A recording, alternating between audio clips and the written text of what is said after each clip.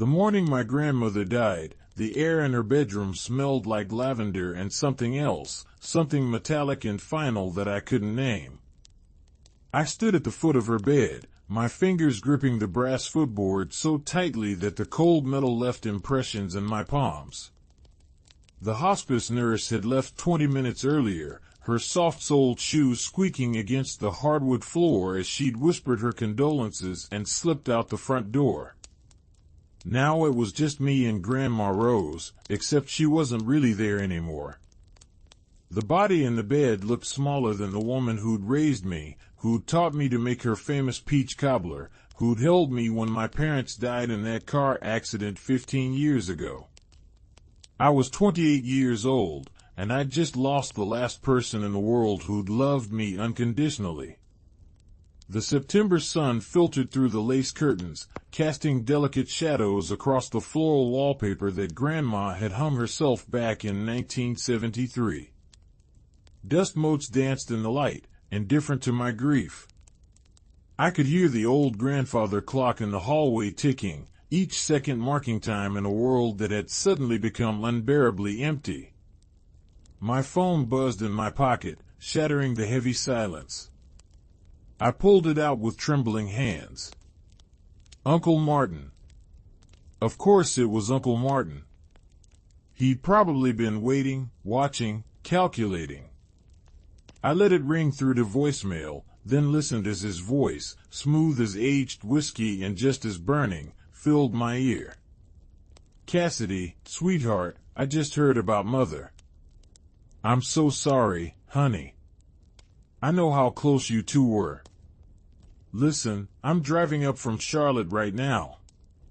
Should be there in about 3 hours. We need to talk about arrangements, about the house, about everything. Don't do anything until I get there, okay? Just sit tight. Love you, kiddo. The way he said kiddo made my stomach turn. Uncle Martin had never called me that before.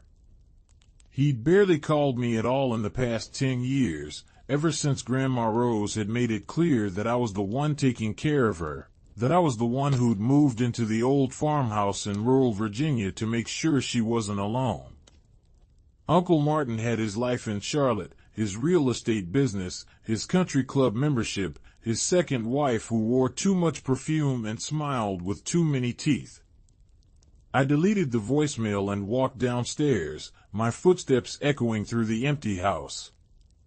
The kitchen still smelled like the chicken soup I'd made yesterday, trying to get Grandma to eat something, anything. She'd managed 3 spoonfuls before falling asleep, her thin hand going slack in mine. I'd known then that we were running out of time, but I hadn't expected it to happen so fast. The hospice nurse had said maybe a week. We'd gotten 18 hours. I filled the kettle and set it on the stove, watching the blue flame spring to life with a soft whoosh. The familiar ritual of making tea felt like the only thing tethering me to normalcy. While the water heated, I walked to Grandma's study, a small room off the living room that smelled perpetually of old books and the rose-scented hand cream she'd used for as long as I could remember. Her desk was neat, organized in that particular way she'd had, everything in its place. The mahogany surface gleamed in the morning light. I ran my fingers across it, feeling the smooth wood, cool and solid. In the center sat a manila envelope with my name written across it in her careful, spidery handwriting. Cassidy and Morrison. My full name.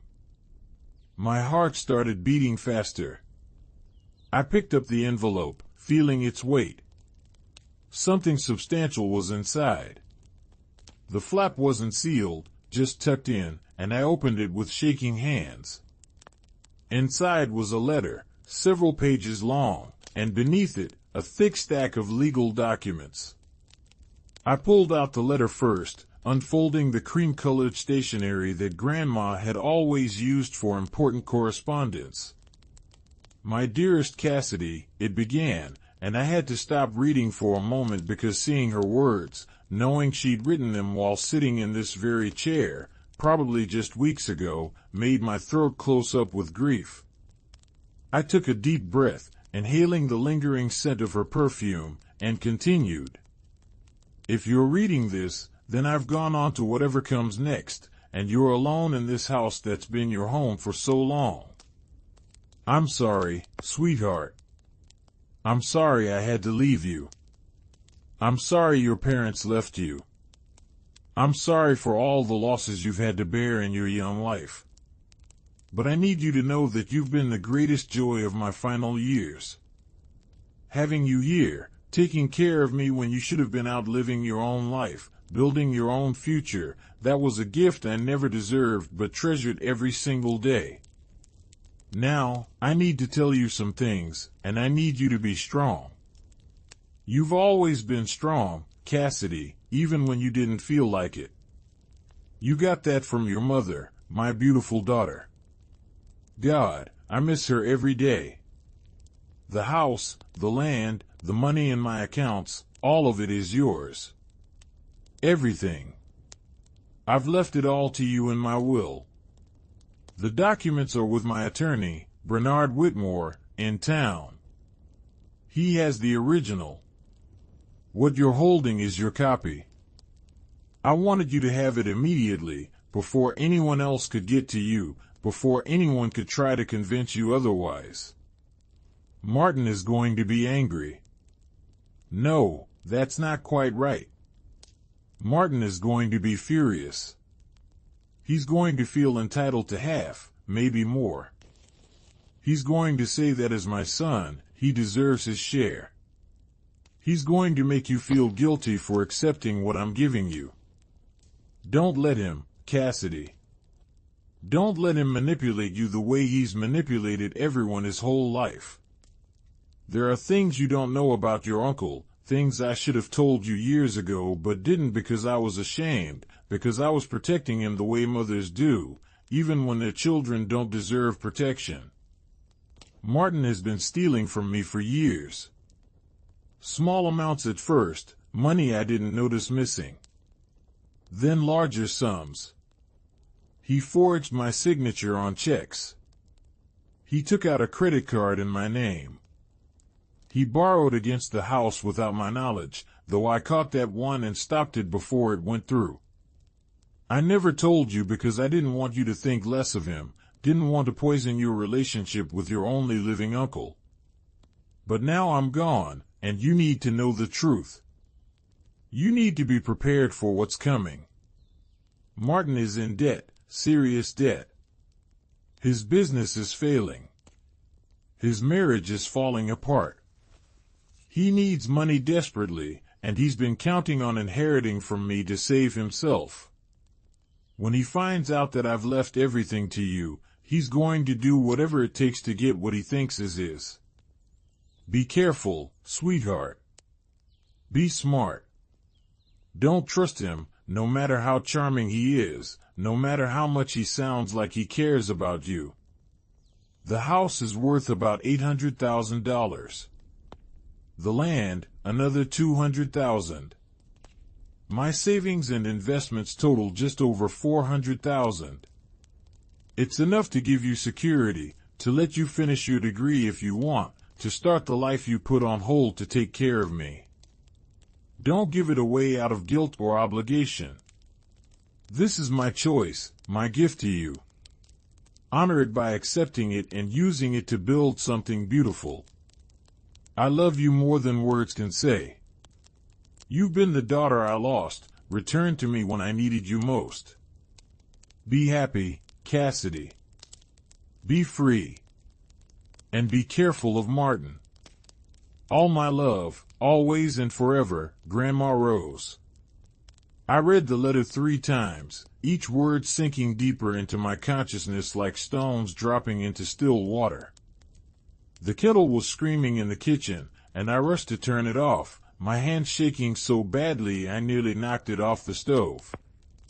Steam billowed up, hot and wet against my face.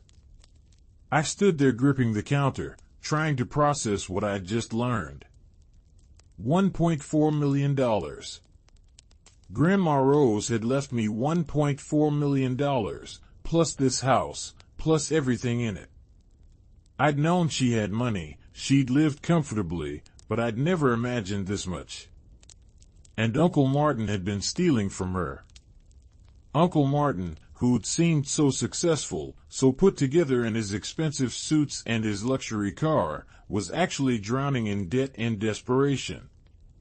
I looked at the legal documents, flipping through pages of dense text and official stamps. Last will and testament of Rose Margaret Morrison. My eyes scanned the pages, finding the relevant sections. I leave the entirety of my estate, including all real property, personal property, financial accounts, and investments, to my granddaughter, Cassidy Ann Morrison. It was there in black and white, notarized and witnessed, dated 6 months ago. 6 months ago, Grandma had known she was dying and had made her choice. She'd protected me in the only way she could, by making her wishes legally binding and giving me warning about what was coming. The sound of tires on gravel made me freeze. I looked out the kitchen window and saw Uncle Martin's black Mercedes pulling into the driveway, dust rising behind it in the afternoon sun. He was early. He'd said 3 hours, but it had only been 2. He must have been speeding, must have been desperate to get here. I quickly gathered the letter and documents, folding them back into the envelope. My mind raced. Where could I hide them? Uncle Martin knew this house, had grown up in it. He'd know all the obvious places. I ran upstairs to my bedroom, the one that had been my mother's when she was young, and shoved the envelope between my mattress and box spring, pushing it as far toward the center as I could reach. It wasn't perfect, but it would have to do. By the time I got back downstairs, Uncle Martin was already at the front door, not knocking, just walking in like he owned the place. He'd always done that, treated this house like it was his, even though he'd barely visited in years. Cassidy, he said, and his voice was warm, concerned, everything you'd want from family in a moment of grief. He opened his arms and I walked into them, letting him hug me because what else could I do? He smelled like expensive cologne and mint gum, and his cashmere sweater was soft against my cheek. Oh, sweetheart, I'm so sorry. I know how much you loved her. She loved you too, I said, pulling back to look at him. Uncle Martin was 52, but he looked younger, his face smooth and tanned, his dark hair only slightly gray at the temples. He worked out, ate well, took care of himself. He looked like success, like someone who had everything figured out. If I hadn't just read Grandma's letter, I never would have guessed he was desperate. I know she did, he said, and something flickered across his face, something that might have been genuine grief or might have been something else entirely. That's why this is so hard. Losing your mother, it's like losing a piece of yourself, you know? I nodded, not trusting myself to speak. The grandfather clock chimed 3 times, the sound resonating through the house. Have you called the funeral home? Uncle Martin asked, moving past me into the living room. He looked around, his eyes taking in everything, cataloging, assessing. We need to make arrangements. I was thinking we could do the service at First Presbyterian, where she was a member. Nothing too elaborate, just family and close friends. She would have wanted something simple and dignified. I haven't called anyone yet, I said. It only happened a few hours ago. I've been trying to process it. Of course, he said, sitting down on the sofa, the same floral sofa that had been there since I was a child. Take your time. But we should probably start thinking about these things. And we need to talk about practical matters. The house, her finances, her will. Did she leave any instructions? Did she have everything organized? There it was, less than 5 minutes after arriving, and he was already asking about the will. Grandma had been right. She'd known exactly what he would do. I don't know, I lied, and the words felt strange in my mouth. I'd never been good at lying. I haven't looked through her papers yet. I've been sitting with her, saying goodbye. Something softened in his expression. That's good, Cassidy. That's important. But listen, I need to tell you something, and I need you to hear me out without getting upset, okay? I sat down in the armchair across from him, my heart pounding. Okay. Mother and we had some disagreements over the years. She didn't always approve of my choices, my lifestyle. We grew apart, and I regret that more than I can say. But she was still my mother, and I loved her, and I know she loved me. Now, I don't know what she might have said to you about me, or what she might have put in her will, but I want you to know that whatever happens, we're family. You and me, we're all that's left of this family, and we need to stick together. Of course, I said carefully. We're family. Good. That's good. He leaned forward, his elbows on his knees, his hands clasped together. Because here's the thing, Cassidy. I know Mother was grateful to you for taking care of her these past few years. You gave up a lot to be here, and that was incredibly selfless. But I'm her son. I'm her child. And legally, morally, I have a right to inherit from her. Whatever she left, it should be split between us. 50-50. That's only fair. I felt anger rising in my chest, hot and sharp. Uncle Martin, Grandma just died this morning. Can we maybe not talk about money right now? His face hardened for just a second, then smoothed back into concern. You're right. I'm sorry. I'm just stressed, you know? I've got a lot going on, and losing Mother on top of everything else, it's overwhelming. We'll talk about this later, after the funeral. But I want you to promise me something, Cassidy. Promise me you won't make any decisions about the estate without talking to me first. Promise me we'll handle this together, as a family. I promise, I said, because what else could I say? But even as the words left my mouth, I knew I was lying, and I knew he knew I was lying. We were both playing a game now, circling each other, waiting to see who would make the first real move. Uncle Martin stayed for dinner, insisting on ordering pizza because neither of us felt like cooking. We sat at the kitchen table, the same table where I'd eaten thousands of meals with Grandma, and made small talk about the funeral, about people who needed to be notified, about practical arrangements. He was charming, attentive, asking about my life, my plans for the future. It felt like a job interview, like he was assessing my worth, my competence, my ability to stand up to him. After he left, promising to return the next morning to help with arrangements, I locked all the doors and windows, something I'd never done before in this house. The night felt different now, threatening instead of comforting.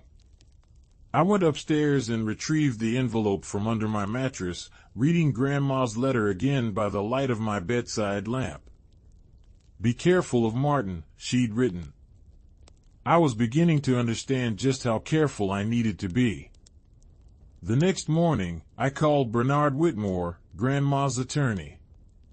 His secretary put me through immediately when I gave my name, and his voice, gravelly with age and cigarettes, filled my ear with warmth and sympathy. Cassidy, my dear, I was so sorry to hear about Rose. She was a remarkable woman. I've known her for 40 years, and she was one of the finest people I ever had the privilege to represent. Thank you, Mr. Whitmore. She spoke highly of you too. I assume you found the copy of the will she left for you? Yes, sir. I read it yesterday. Good. Then you know the situation. Rose came to see me 6 months ago, very determined, very clear about what she wanted. She made me promise to protect her wishes, and I intend to do exactly that. Now, I need you to come to my office as soon as possible. We need to file the will with the probate court, and we need to do it before your uncle has a chance to contest it or cause problems. Can he contest it? I asked, fear making my voice tight. He can try. Anyone can contest a will. But Rose was of sound mind when she made these decisions, and I have documentation to prove it.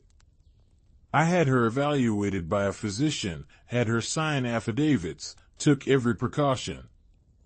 She knew Martin would fight this, and she wanted to make sure you were protected. The will is solid, Cassidy. But we need to move quickly and follow proper procedures. Uncle Martin is coming over this morning.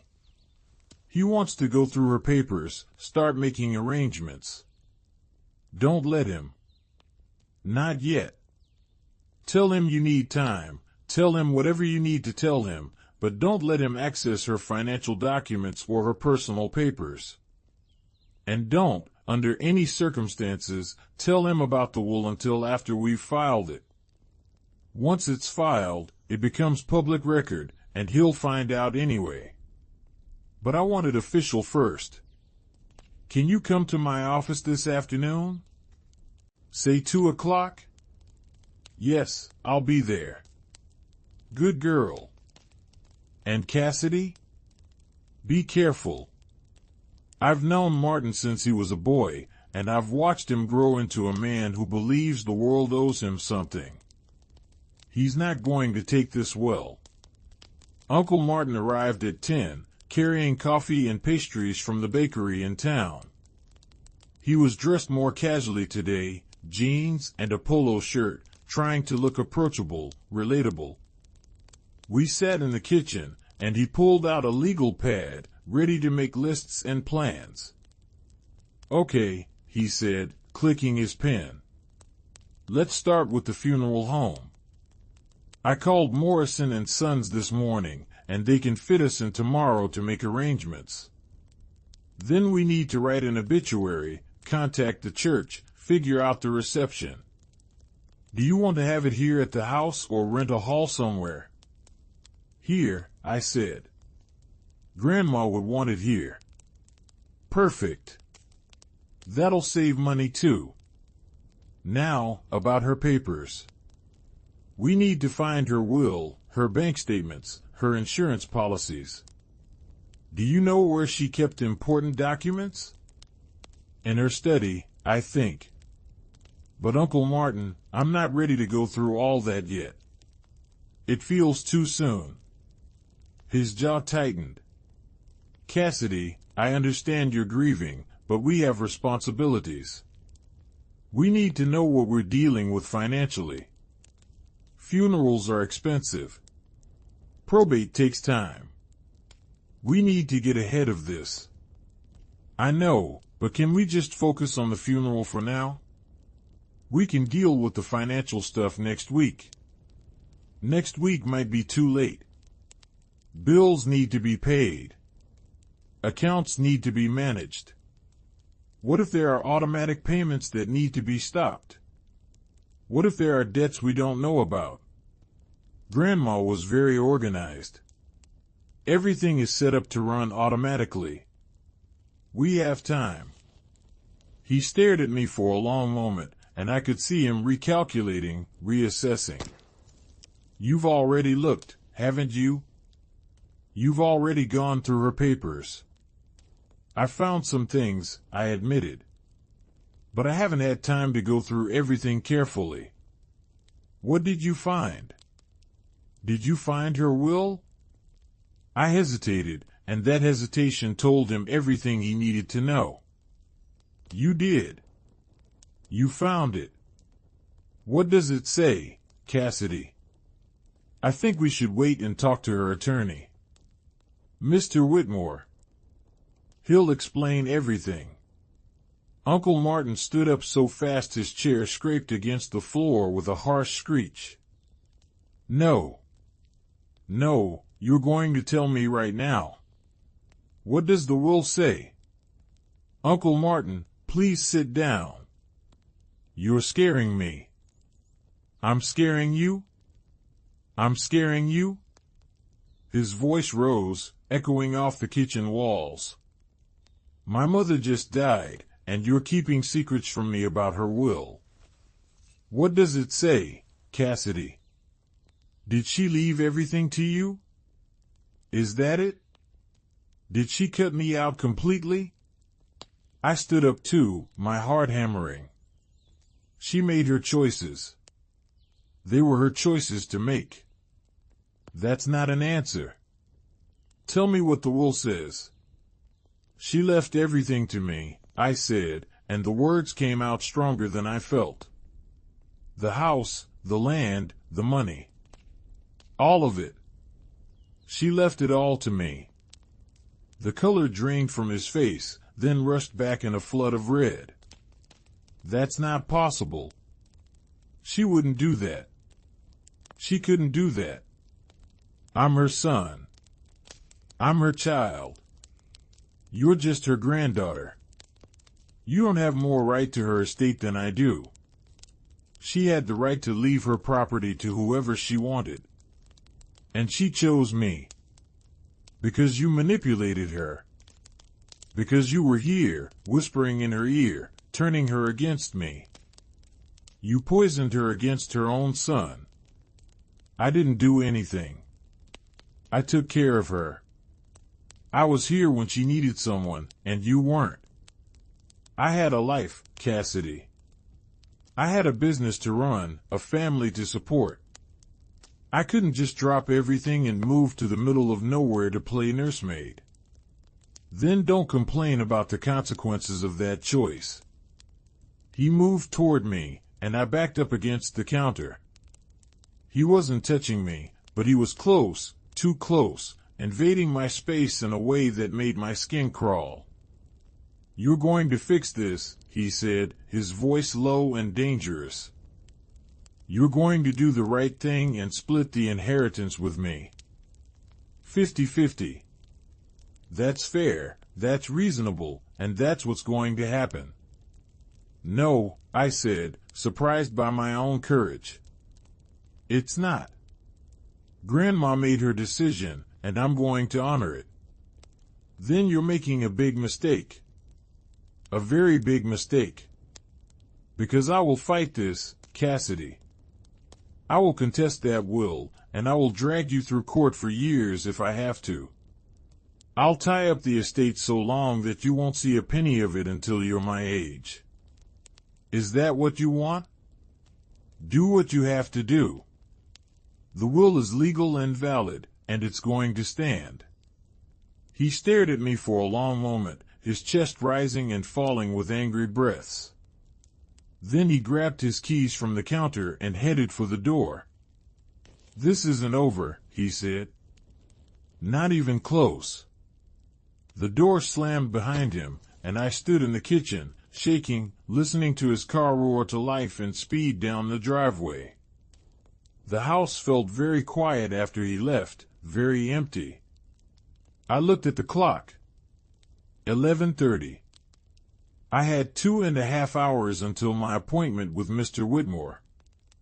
I spent those hours cleaning, needing to do something with my hands, needing to feel productive. I washed dishes, vacuumed floors, changed the sheets on Grandma's bed. The physical labor helped calm my racing thoughts, helped me process what had just happened. Uncle Martin had shown his true colors, and they were uglier than I'd imagined. Bernard Whitmore's office was in a converted Victorian house on Main Street, all dark wood and leather furniture that smelled like old books and furniture polish. His secretary, a woman in her 60s with kind eyes and perfectly styled silver hair, offered me tea and led me to his office. Mr. Whitmore stood when I entered, coming around his massive desk to shake my hand. He was tall and thin, with white hair and sharp blue eyes that missed nothing.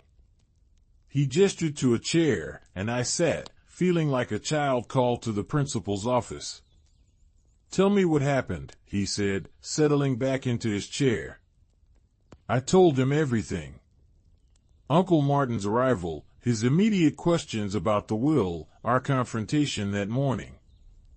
Mr. Whitmore listened without interrupting, his fingers steepled under his chin. "He's going to contest," Mr. Whitmore said when I finished. "That's clear. He'll claim undue influence, that you manipulated Rose into changing her will. It's a common tactic, and it rarely works, but it can delay things significantly." "How long?" "Months, possibly years, depending on how aggressive he is and how much money he's willing to spend on lawyers. But Cassidy, I need you to understand something. Rose anticipated this.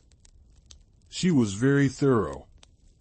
6 months ago, when she changed her will, she also wrote a detailed letter explaining her reasoning.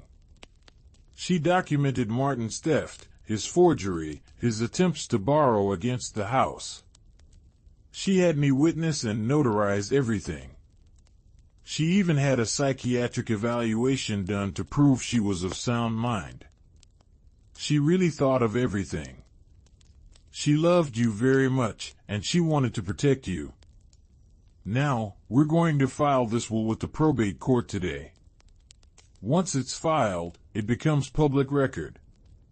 Martin will be notified, and he'll have a certain amount of time to contest if he chooses. In the meantime, you'll be appointed executor of the estate, which means you'll have legal authority to manage Rose's affairs. What if he tries to take things from the house? What if he tries to access her bank accounts? He can't. Not legally. Once you're appointed executor, you have sole authority. If he tries anything, he'll be in violation of probate law, and we can have him arrested. But Cassidy, I need to warn you about something. Men like Martin, men who are desperate and feel entitled, they don't always play by the rules. They look for leverage, for ways to pressure you into giving them what they want. Be very careful. Don't be alone with him. Don't let him into the house. And if he threatens you in any way, you call the police immediately. Do you understand?" "Yes, sir." "Good. Now, let's get this paperwork filed." The next few days passed in a blur of funeral arrangements and legal procedures. The service was held on a Thursday afternoon, a beautiful September day with clear blue skies and a gentle breeze that rustled the leaves on the old oak trees in the cemetery. About 50 people came, mostly Grandma's friends from church and the community, people who'd known her for decades. Uncle Martin was there with his wife, Diane, both of them dressed in expensive black clothing that looked like it had been purchased specifically for the occasion. Uncle Martin played the grieving son perfectly, accepting condolences with just the right amount of dignified sorrow, telling stories about his mother that made people laugh and cry. If I hadn't known the truth, I would have believed his performance. But I did know the truth, and watching him pretend to be something he wasn't made me feel sick. At the reception at the house, he cornered me in the kitchen while I was refilling the coffee pot. "We need to talk," he said quietly, his hand on my elbow, steering me toward the pantry, away from the other guests. "Not here." "Not now." "Yes, here and now. I've been served with papers, Cassidy. The will has been filed, and I've been officially notified that I'm getting nothing. Zero. After everything I've done for this family, after being her son for 52 years, I get nothing. You stole from her, Uncle Martin. You forged her signature. You tried to borrow against her house. Did you really think she was going to reward that? His face went pale. She told you about that? She left me a letter.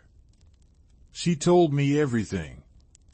Those were misunderstandings. I was going to pay her back. I was in a tight spot, and I needed help, and she was my mother. Family helps family. Family doesn't steal from family. You self-righteous little brat, he hissed, his mask slipping completely. You think you're so much better than me? You think you earned this? You were just convenient. You were unemployed and directionless, and taking care of her gave you purpose.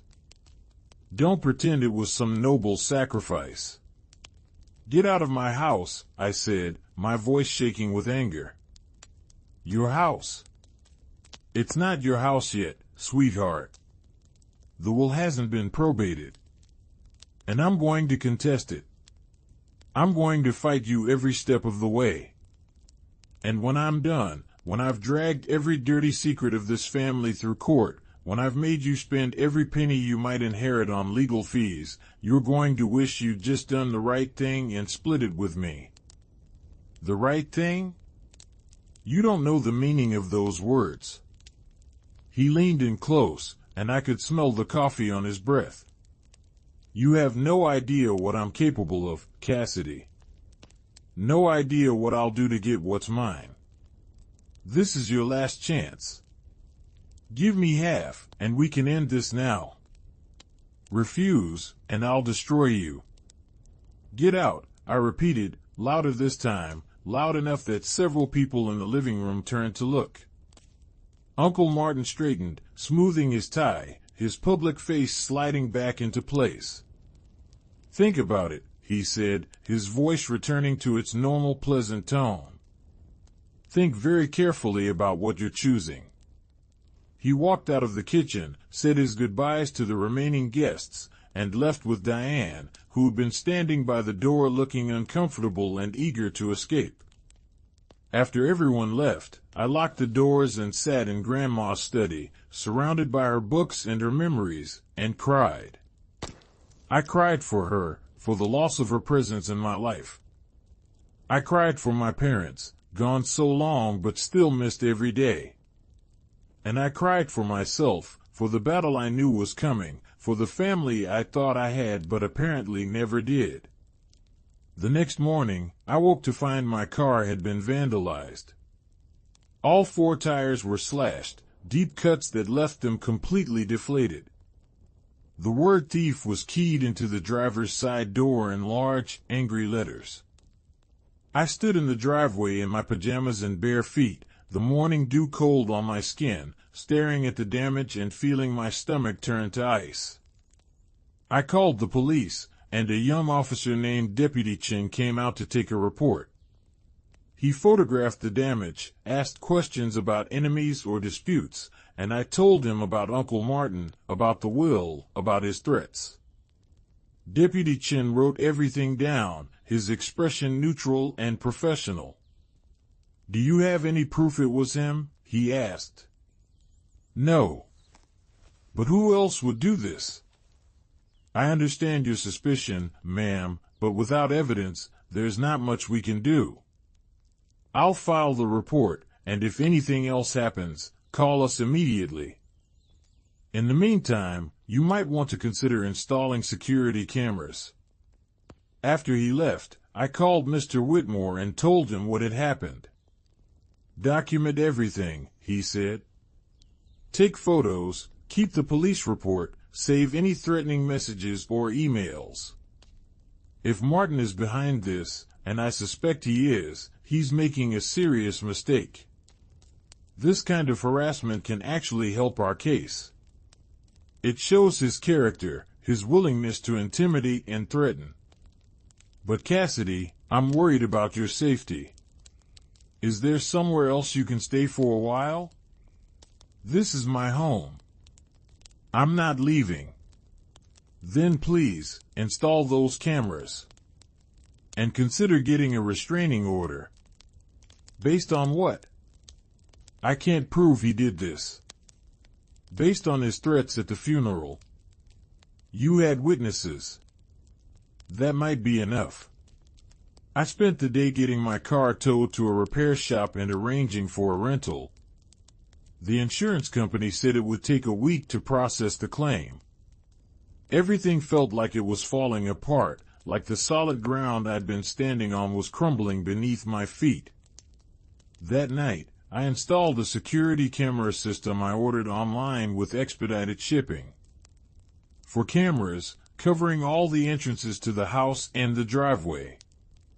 The installation was easier than I expected, and by midnight, I had everything up and running, the feed streaming to an app on my phone. I felt a little safer, but not much. The house that had always been a sanctuary now felt vulnerable, exposed. Every sound made me jump. Every car that passed on the road made me check the cameras. I barely slept, dozing fitfully and waking at every creak and groan of the old house settling. 3 days later, Uncle Martin's lawyer filed a formal contest of the will. The document was delivered by courier, a thick envelope full of legal language that basically accused me of manipulating Grandma Rose, of isolating her from her son, of exerting undue influence to change her will in my favor. It claimed that Grandma had been suffering from dementia, that she hadn't been of sound mind, that the will was invalid and should be thrown out. Mr. Whitmore called me as soon as he received his copy. "This is all standard stuff," he said. "Boilerplate accusations with no real evidence. We have the psychiatric evaluation proving Rose was competent. We have her detailed letter explaining her reasoning.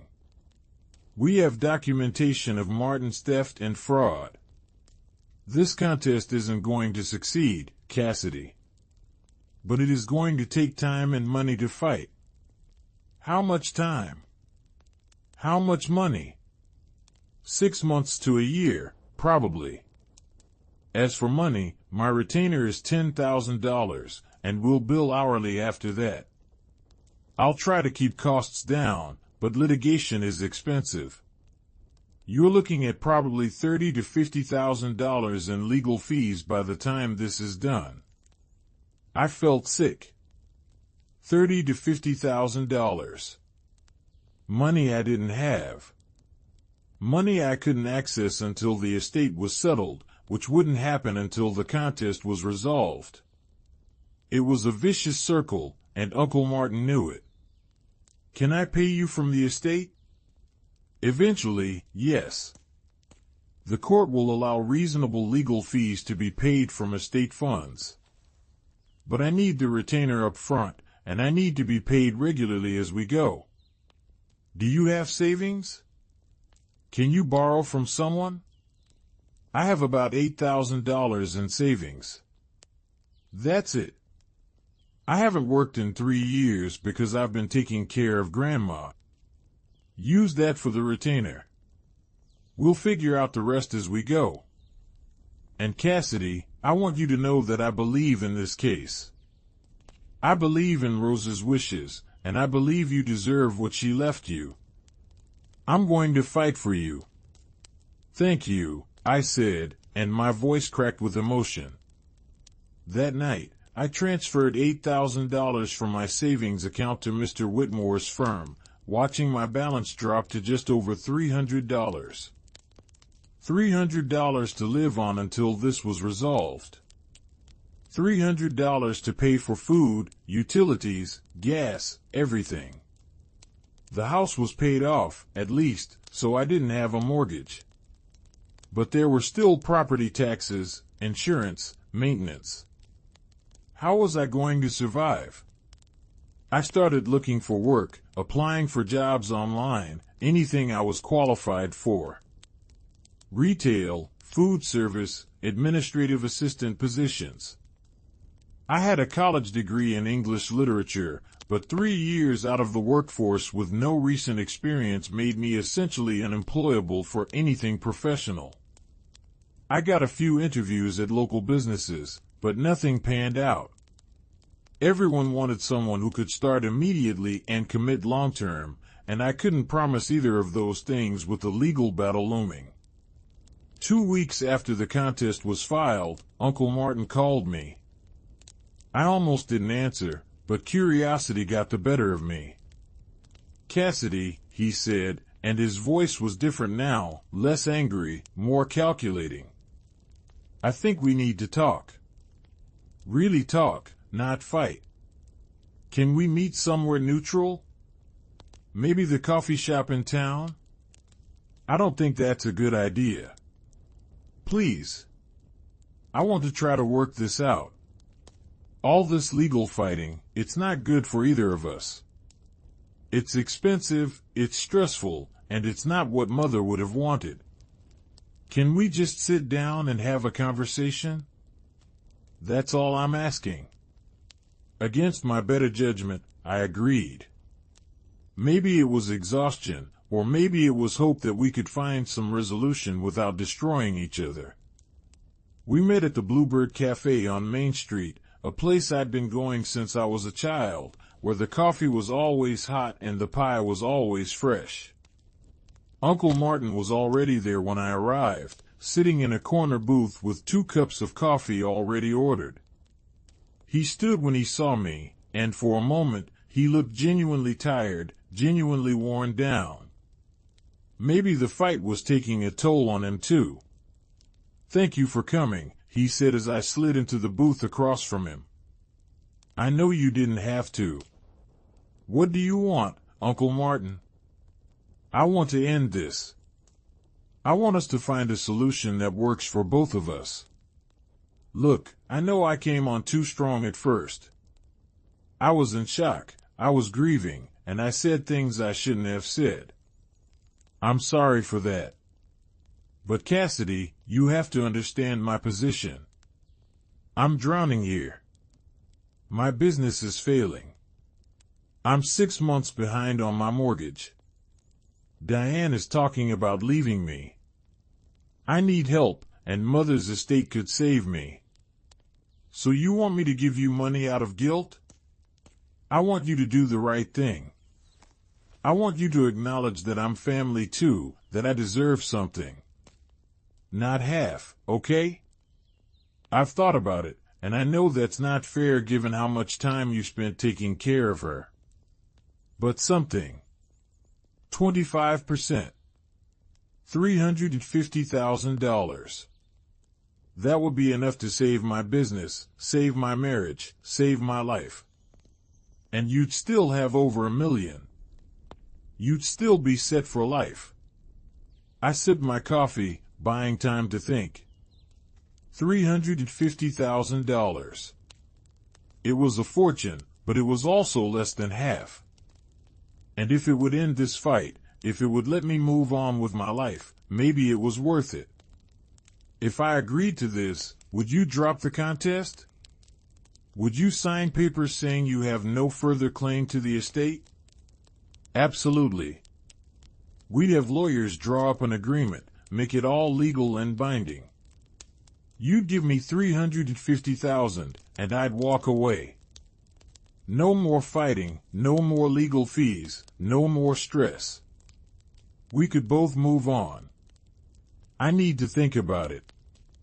I need to talk to Mr. Whitmore. Of course, of course. Take a few days. But Cassidy, please think seriously about this. Because if you say no, if you force me to keep fighting, I'm going to have to get aggressive. I'm going to have to use every weapon I have. And I have weapons you don't know about. The way he said it made my blood run cold. What does that mean? It means I know things. Things about you, things about your past. Things that might be embarrassing if they came out in court. I don't have any secrets. Everyone has secrets, Cassidy. Everyone has things they'd rather keep private. And in a legal battle, everything comes out. Everything gets examined and questioned and put on public record. Are you really ready for that? I stood up, my hands shaking. This was a mistake. I shouldn't have come. 3 days, he called after me as I headed for the door. Think about it for 3 days, and then give me an answer. 350,000, and this all goes away. Otherwise, things are going to get very ugly, very fast. I drove home with my heart pounding, his words echoing in my head. What did he know? What could he possibly know about me that would be damaging? I'd lived a quiet life, a boring life. I'd gone to college, worked a few unremarkable jobs, then moved home to take care of Grandma. There was nothing scandalous, nothing shameful. But doubt gnawed at me. What if there was something I'd forgotten? What if he'd found something I didn't even know was there? I called Mr. Whitmore as soon as I got home and told him about the meeting, about Uncle Martin's offer and his threats. Don't give him a penny, Mr. Whitmore said immediately. This is classic blackmail, Cassidy. He's trying to scare you into settling because he knows his legal case is weak. And these vague threats about secrets? That's just intimidation. He's fishing, hoping you'll panic and give in. But what if he does know something? What if there's something in my past that could hurt the case? Is there? Have you done anything illegal? Have you committed fraud or theft? Have you abused or neglected Rose in any way? No, of course not. Then there's nothing he can use against you. Personal embarrassments, youthful indiscretions, none of that matters in a probate case. What matters is whether Rose was competent when she made her will, and whether you unduly influenced her. We can prove she was competent, and we can prove you didn't manipulate her. Everything else is just noise. So I should say no? You should absolutely say no. And Cassidy, I want you to document this conversation. Write down everything he said, especially the part about having weapons and knowing things. That's witness intimidation, and it's illegal. If he keeps this up, we can file a complaint with the court and potentially have him sanctioned. I wrote everything down that night, every word I could remember from our conversation at the cafe. I dated it, signed it, and scanned it to send to Mr. Whitmore. Then I sat at Grandma's desk and tried to figure out what Uncle Martin could possibly know about me. My college years had been unremarkable. I'd studied hard, graduated with honors, had a few relationships that ended amicably. After college, I'd worked as a copywriter for a marketing firm, then as a freelance writer, then I'd moved home when Grandma's health started declining. There was nothing there, nothing scandalous or shameful. Unless he was planning to make something up. Unless he was going to lie, to fabricate evidence, to create a scandal where none existed. The thought made me feel sick. How could I defend myself against lies? How could I prove something didn't happen? 3 days later, Uncle Martin called again. I let it go to voicemail, then listened to his message with my phone on speaker, recording it with another device just in case I needed evidence. Cassidy, it's been 3 days. I need your answer. Are you going to be reasonable, or are we going to war? Call me back by 5 o'clock today, or I'm moving forward with Plan B. And trust me, you don't want Plan B. I called Mr. Whitmore instead. Let him move forward with whatever he's planning, Mr. Whitmore said. We're ready for anything he throws at us. And every threat he makes, every intimidation tactic he uses, it just makes him look worse to the court. He's digging his own grave, Cassidy. Let him. At 5:30, my phone rang again. Uncle Martin. You made your choice, he said when I answered. I gave you a chance to end this the easy way, and you threw it back in my face. Fine. Now we do this the hard way. What are you talking about? You'll see. Check your email. I've sent you something interesting.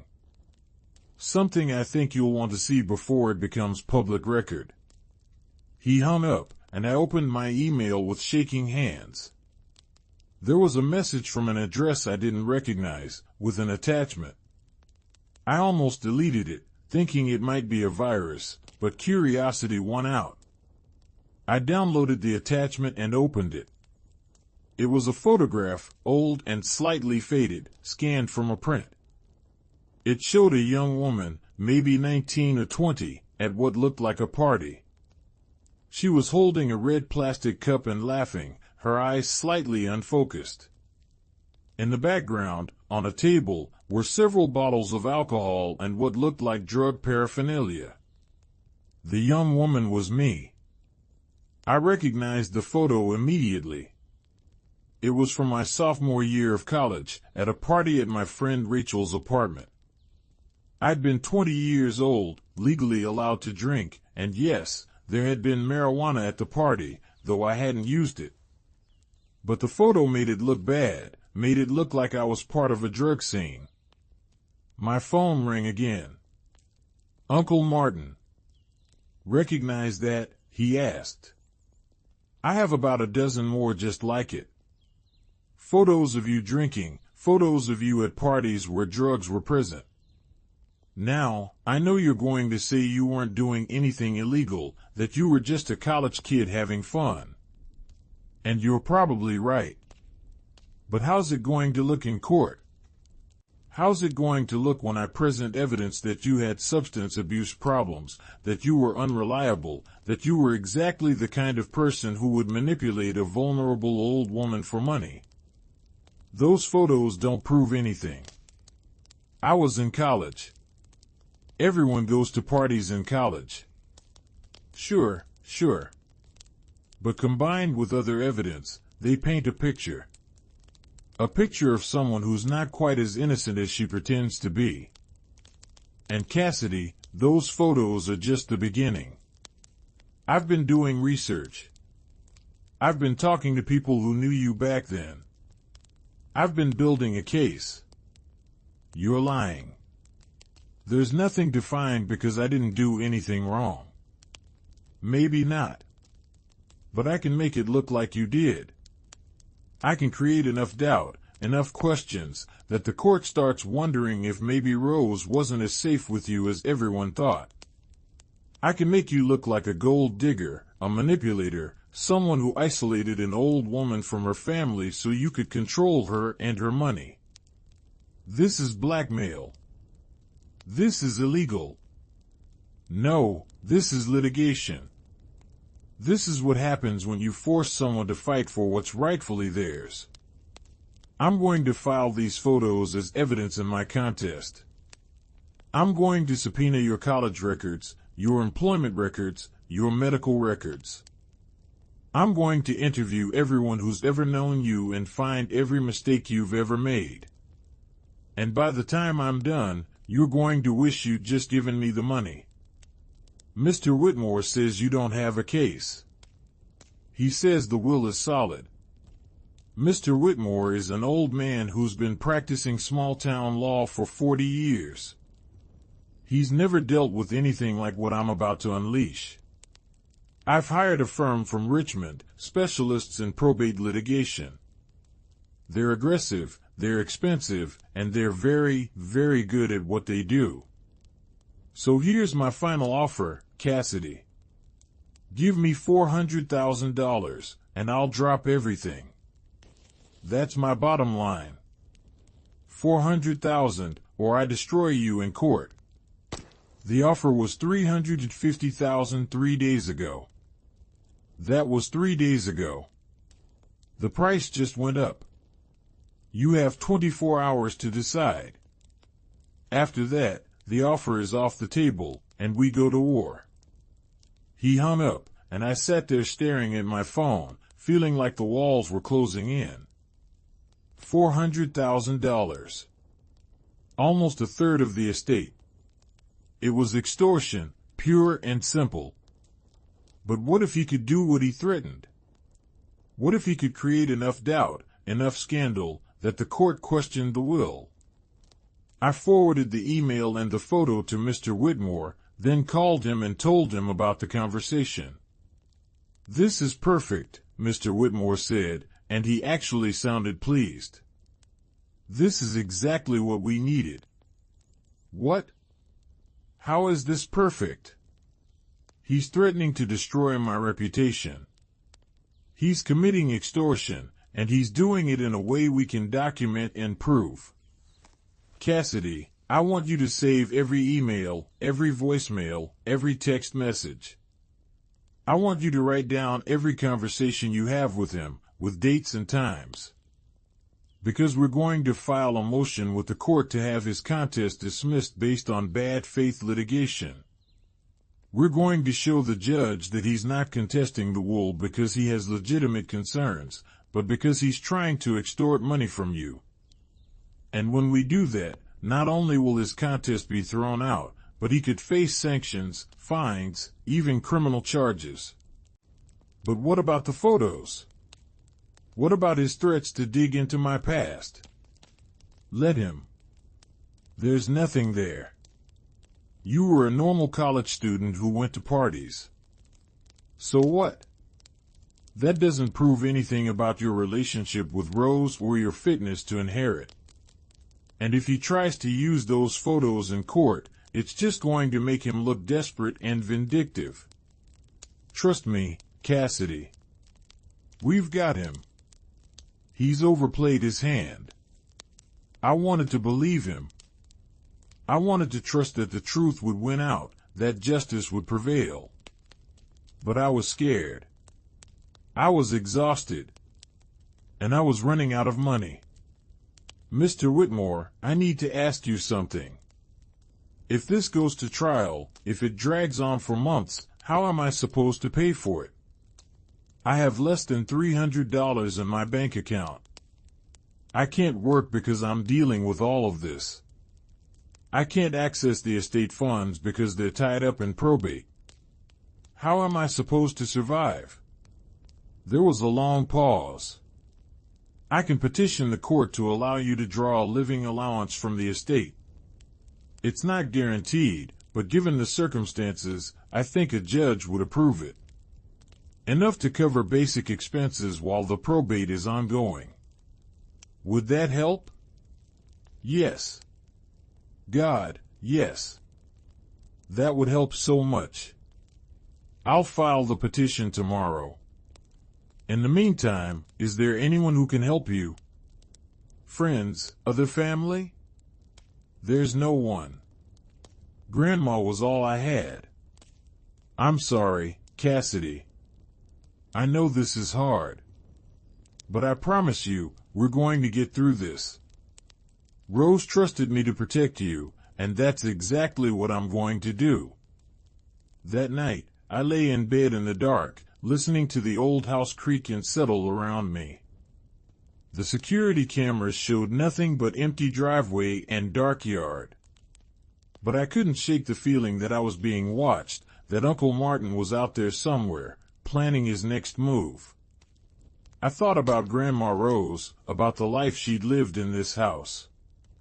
She'd raised 2 children here, my mother and Uncle Martin. She'd buried her husband here, in the cemetery down the road. She'd grown old here, watching the world change around her while she stayed constant, steady, a fixed point in an uncertain universe. And she'd chosen to leave it all to me. Not because I'd manipulated her, not because I'd isolated her, but because I'd loved her. Because I'd been there when she needed someone. Because I'd given up my own life to make sure she didn't have to face her final years alone. I wasn't going to let Uncle Martin take that away from me. I wasn't going to let him twist her gift into something ugly and shameful. I was going to fight, no matter how hard it got, no matter how much it cost. The next morning, I woke to find another email from Uncle Martin. This one had no text, just an attachment. Another photo, this one showing me with my college boyfriend, Derek. We were kissing, his hand on my waist, my arms around his neck. It was innocent, just two people in love, but the way it was cropped, the way it was presented, it looked somehow sordid. I deleted the email without responding. I wasn't going to play his game. I wasn't going to let him bait me into reacting. But the emails kept coming. One every few hours, each with a different photo or document. My college transcript, showing a semester where my grades had dropped because I'd been dealing with depression after my parents' death. A credit card statement from 5 years ago, showing I'd been in debt. A photo of me looking exhausted and disheveled, taken during Grandma's final weeks when I'd been sleeping 3 hours a night and barely eating. Each one was designed to make me look bad, to create a narrative of instability and desperation. And each one made me angrier. On the third day, Mr. Whitmore called with news. The judge approved your petition for a living allowance. You can draw $2,000 a month from the estate to cover expenses while the probate is ongoing. The first payment should be available within a week. I almost cried with relief.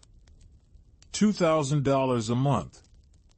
It wasn't much, but it was enough to survive on, enough to keep fighting. There's more, Mr. Whitmore continued. I've filed a motion to dismiss Martin's contest based on bad faith litigation. I've included all the emails, all the threats, all the evidence of his extortion attempts. The hearing is scheduled for 3 weeks from now. If the judge agrees with us, the contest will be thrown out, and the will can proceed to probate without further delay. And if the judge doesn't agree, then we go to trial, and we fight it out. But Cassidy, I'm confident. Martin has made serious mistakes. He's documented his own bad behavior. Most lawyers would have advised him to be more subtle, more careful. But he's desperate, and desperate people make stupid choices. 3 weeks felt like an eternity.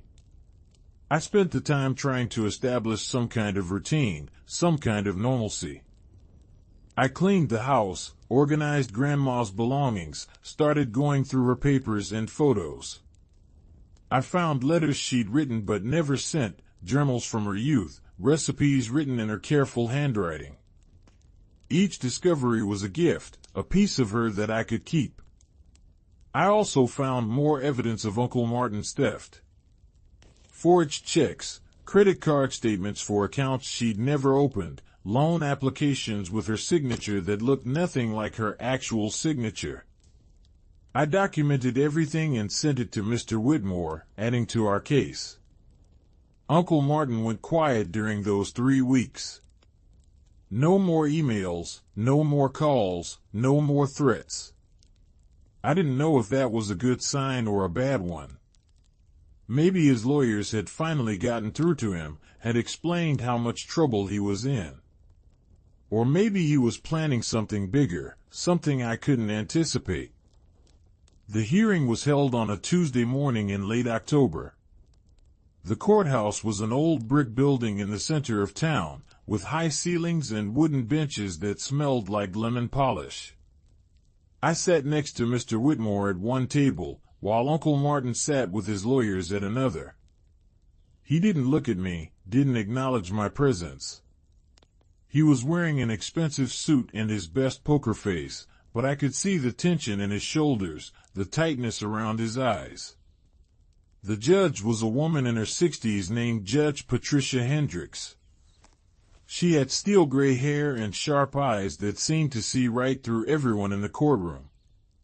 She reviewed the motions in silence for what felt like hours but was probably only minutes, then looked up at Uncle Martin's lawyers.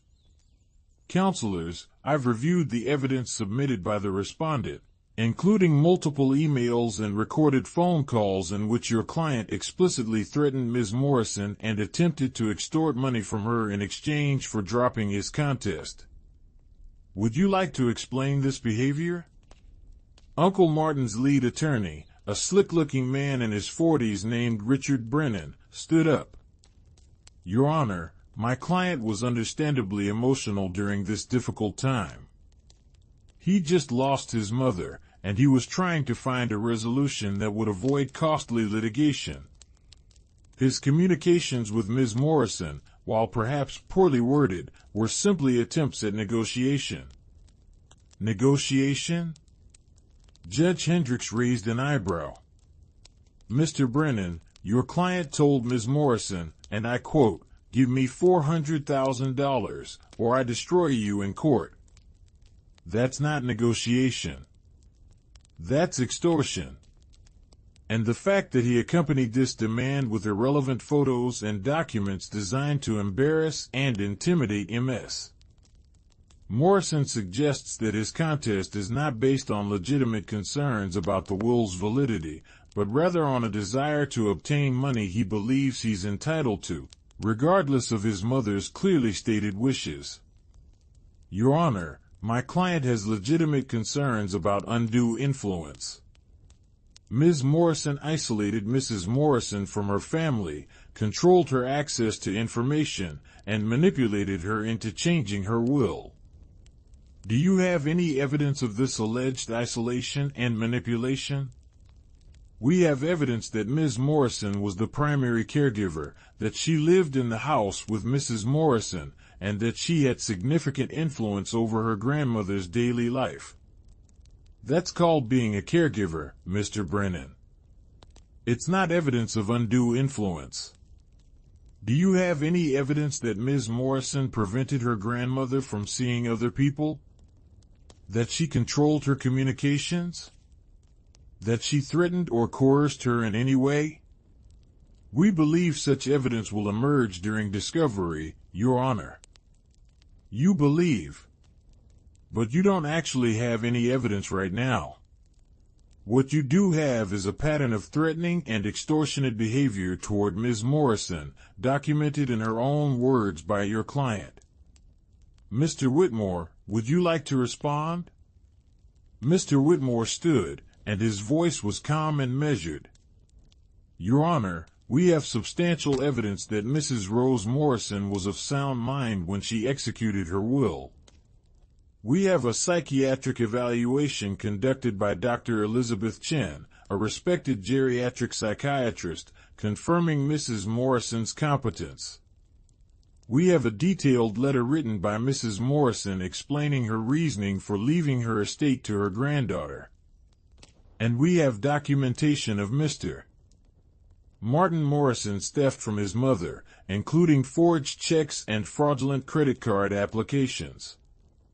Mrs. Morrison's decision to disinherit her son was not the result of undue influence.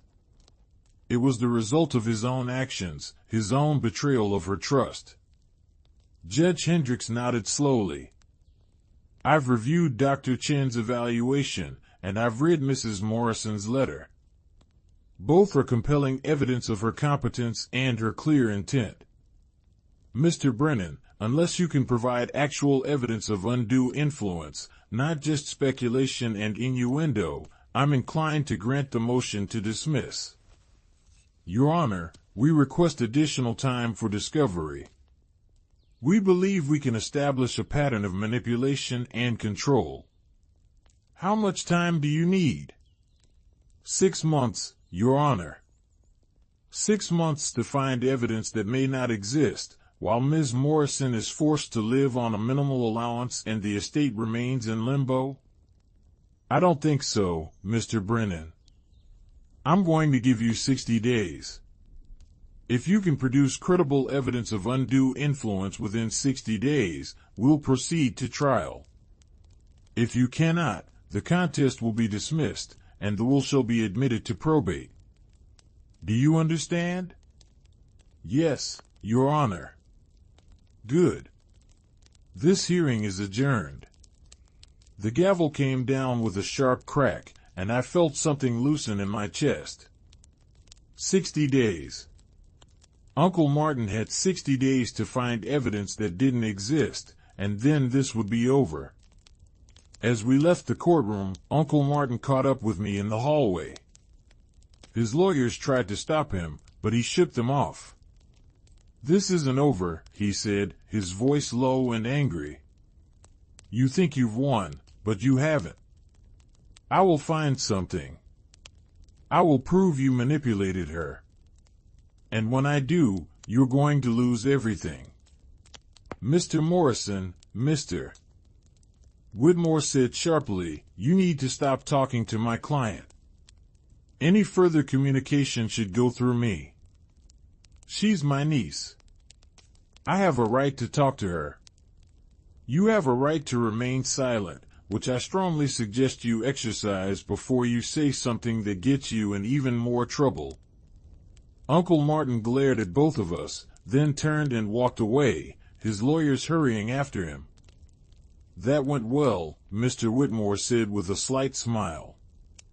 Judge Hendricks saw right through him. 60 days, Cassidy. Just 60 more days, and this will be over. But those 60 days were the longest of my life. Uncle Martin's lawyers sent subpoenas to everyone who'd ever known me. My college friends, my former employers, my doctors, even my high school teachers. They were looking for anything, any hint of instability or dishonesty or manipulation. Most people ignored the subpoenas or gave statements that supported me. My college roommate, Jennifer, wrote a beautiful letter about how devastated I'd been after my parents died, how hard I'd worked to finish my degree despite my grief. My former boss at the marketing firm described me as reliable, creative, and ethical. My doctor confirmed that I'd never been treated for any serious mental health issues beyond normal grief counseling after my parents' accident. But a few people I thought were friends, said things that hurt. An ex-boyfriend described me as emotionally manipulative after our breakup. A former coworker said I'd been overly ambitious and willing to do whatever it took to get ahead. These statements were taken out of context, twisted to fit Uncle Martin's narrative, but they still stung. The worst came 3 weeks into the 60-day period. Uncle Martin's lawyers found someone from Grandma's church, a woman named Patricia Drummond, who claimed she'd visited Grandma 2 years ago and found her confused and disoriented, and that I'd been controlling about who could see her. It was a lie. Mrs. Drummond had visited once, unannounced, during a period when Grandma was having a bad day with her arthritis pain and had taken medication that made her drowsy. I'd asked Mrs. Drummond to come back another time when Grandma was feeling better, and apparently she'd taken offense and decided to retaliate by lying to Uncle Martin's lawyers. Mr. Whitmore was furious when he heard about it.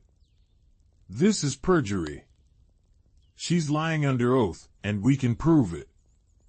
I have Grandma's medical records from that day, showing she was on pain medication.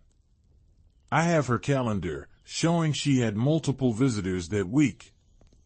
And I have statements from other church members who visited regularly and never saw any evidence of you controlling access. But what if the judge believes her? What if this is enough to keep the contest going? It won't be. Trust me, Cassidy. We're going to destroy this woman's credibility, and we're going to show the judge that Martin is so desperate he's resorting to coaching witnesses to lie." The final hearing was scheduled for the last day of the 60-day period. Uncle Martin's lawyers submitted their evidence, a thick binder full of statements and documents that supposedly proved I'd manipulated Grandma Rose. Mr. Whitmore submitted our rebuttal, an even thicker binder that systematically dismantled every claim they'd made. Judge Hendricks took a week to review everything, and then called us back to court for her ruling. The courtroom felt different this time, heavier somehow, charged with anticipation. Uncle Martin looked haggard, like he hadn't been sleeping. His expensive suit hung a little looser on his frame. Diane wasn't with him this time. I wondered if she'd finally left him, if his desperate gamble had cost him his marriage along with everything else. Judge Hendricks entered, and we all stood. She sat, arranged her papers, and looked out at us with those sharp, penetrating eyes. "I've reviewed all the evidence submitted by both parties," she began. "And I have to say, I'm deeply troubled by what I've seen. Mr. Morrison, your attorneys have presented a case that is, at best, speculative and, at worst, deliberately misleading." Uncle Martin's lawyer started to stand, but Judge Hendricks held up a hand. "I'm not finished. You've presented testimony from witnesses who either have personal grudges against Ms. Morrison or who are clearly misrepresenting the facts. Mrs. Drummond's statement, in particular, is contradicted by multiple other witnesses and by Mrs. Rose Morrison's own medical records. The college photos you submitted are irrelevant to the question of whether Ms. Morrison unduly influenced her grandmother. And the statements from Ms. Morrison's ex-boyfriend and former co-worker are character attacks that have no bearing on this case." She paused, looking directly at Uncle Martin. "What you have not presented is any credible evidence that Ms. Morrison isolated, threatened, or coerced her grandmother. What you have not presented is any evidence that Mrs. Rose Morrison was incompetent when she executed her will. What you have presented is a desperate attempt to overturn your mother's clearly stated wishes because you don't like the outcome." "Your Honor," Uncle Martin's lawyer tried again, but Judge Hendricks cut him off. "I'm still not finished. In contrast, Ms. Morrison has presented overwhelming evidence of her grandmother's competence, including a thorough psychiatric evaluation. She's presented Mrs. Morrison's own letter explaining her reasoning, which is clear, detailed, and entirely rational. And she's presented evidence of your client's theft from his mother, including forged checks and fraudulent credit applications. Mr. Morrison, your mother didn't disinherit you because your niece manipulated her. She disinherited you because you stole from her, betrayed her trust, and proved yourself unworthy of her generosity." The courtroom was completely silent. I could hear my own heartbeat, could feel Mr. Whitmore's hand on my arm, steadying me. "Therefore, I am granting the motion to dismiss. Mr. Morrison's contest is dismissed with prejudice, meaning it cannot be refiled. The will of Rose Margaret Morrison is admitted to probate and shall be executed according to its terms. Furthermore, I am sanctioning Mr. Morrison and his attorneys for bad faith litigation. Mr. Morrison, you are ordered to pay Ms. Morrison's legal fees, which currently total $42,000. You have 90 days to make payment. If you fail to do so, a judgment will be entered against you, and Ms. Morrison will have the right to pursue collection through any legal means available." Uncle Martin's face went white, then red. He started to stand, but his lawyer pulled him back down, whispering urgently in his ear. "Additionally," Judge Hendricks continued, "I am referring Mrs. Patricia Drummond's testimony to the district attorney's office for investigation of possible perjury. If she lied under oath, as the evidence suggests, she will face criminal charges." She looked at me then, and her expression softened slightly. "Miss Morrison, I'm sorry you've had to endure this. Your grandmother clearly loved you very much, and she made her wishes clear. You have every right to inherit what she left you, and I hope you will use it to build a good life, the kind of life she would have wanted for you. This court is adjourned." The gavel came down, and it was over. Just like that, after months of fighting and stress and fear, it was over. I sat there, stunned, unable to quite process what had just happened. "We won," Mr. Whitmore said, and his voice was thick with emotion. "Cassidy, we won." I turned to look at Uncle Martin. He was staring at me with such hatred, such pure venom, that it made my skin crawl. But he didn't say anything. His lawyers were already packing up their briefcases, already preparing to leave.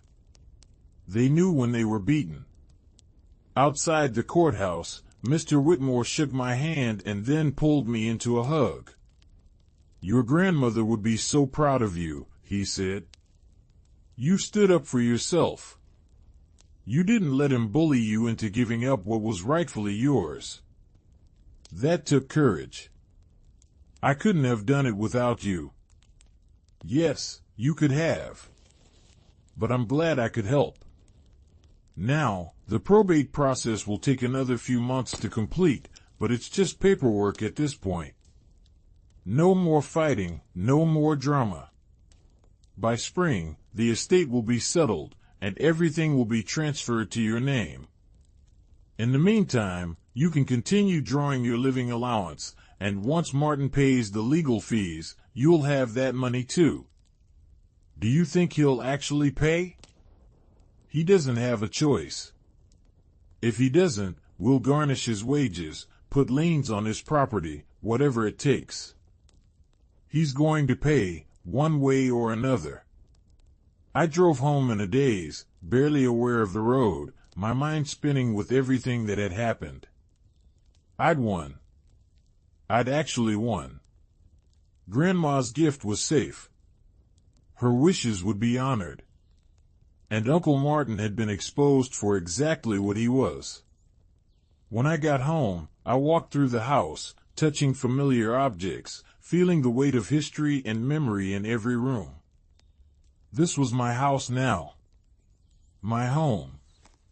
Not because I'd manipulated anyone or stolen anything, but because someone who loved me had chosen to give it to me.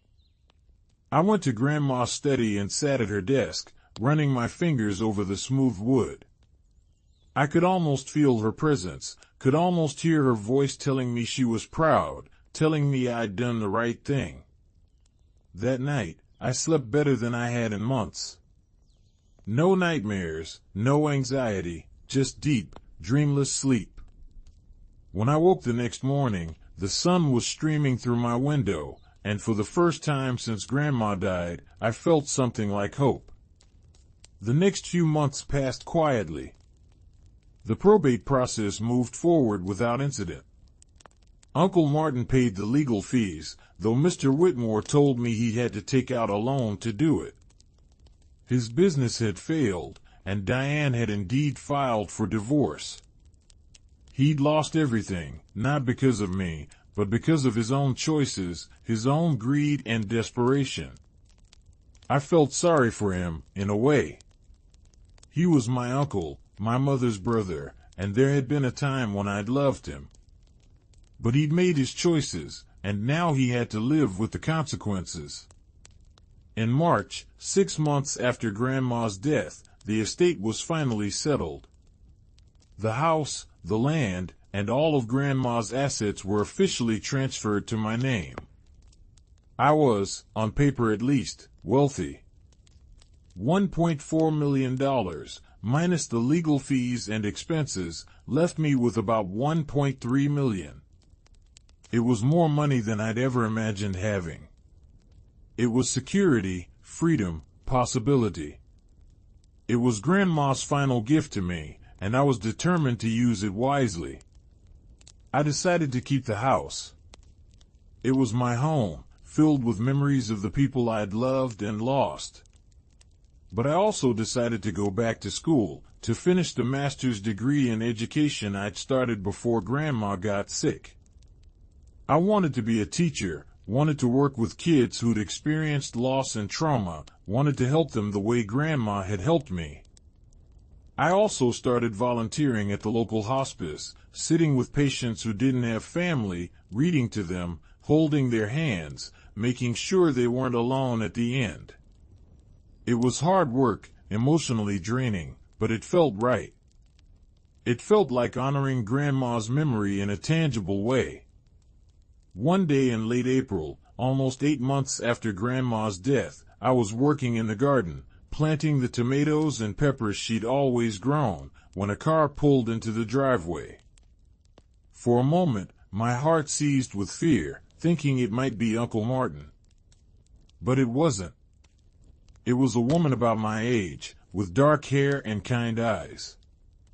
She got out of the car and walked toward me, looking nervous. "Are you Cassidy Morrison?" she asked. "Yes." "Can I help you?" "I'm Sarah.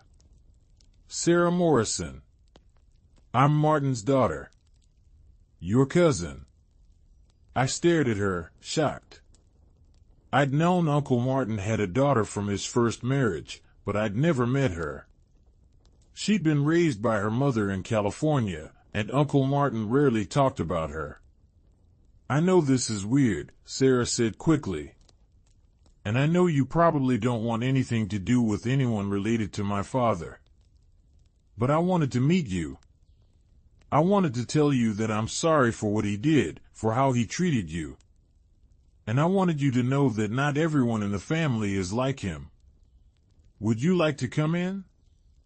I asked, surprising myself.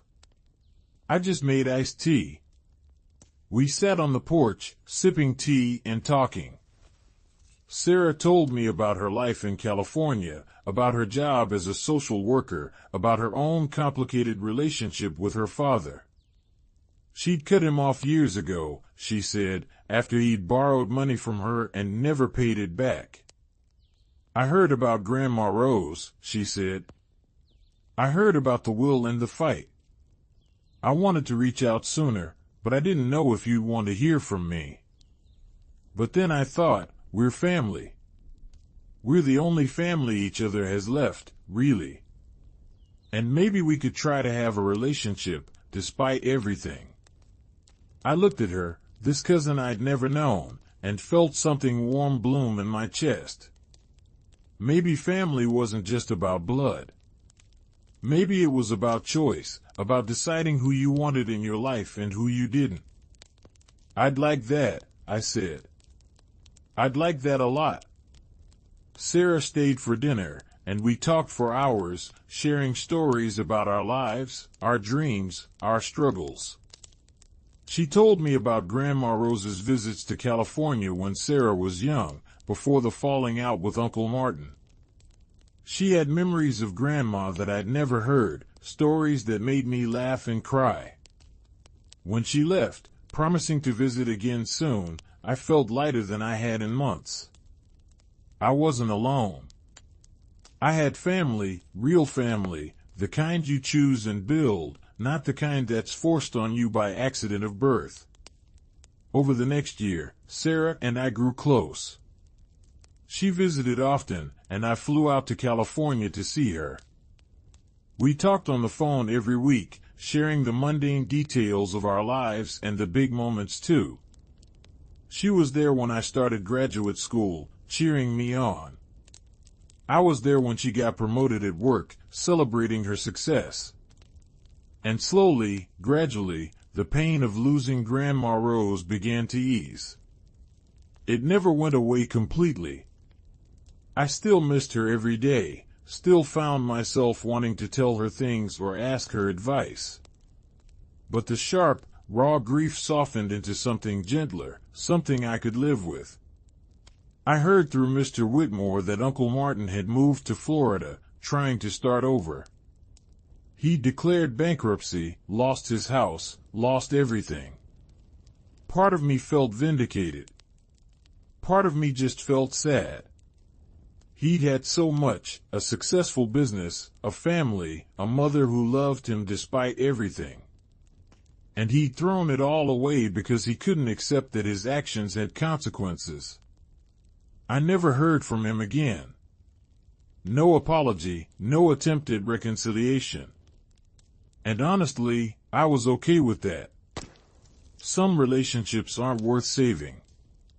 Some people aren't capable of change. 2 years after Grandma's death, I finished my master's degree and got a job teaching at the local middle school.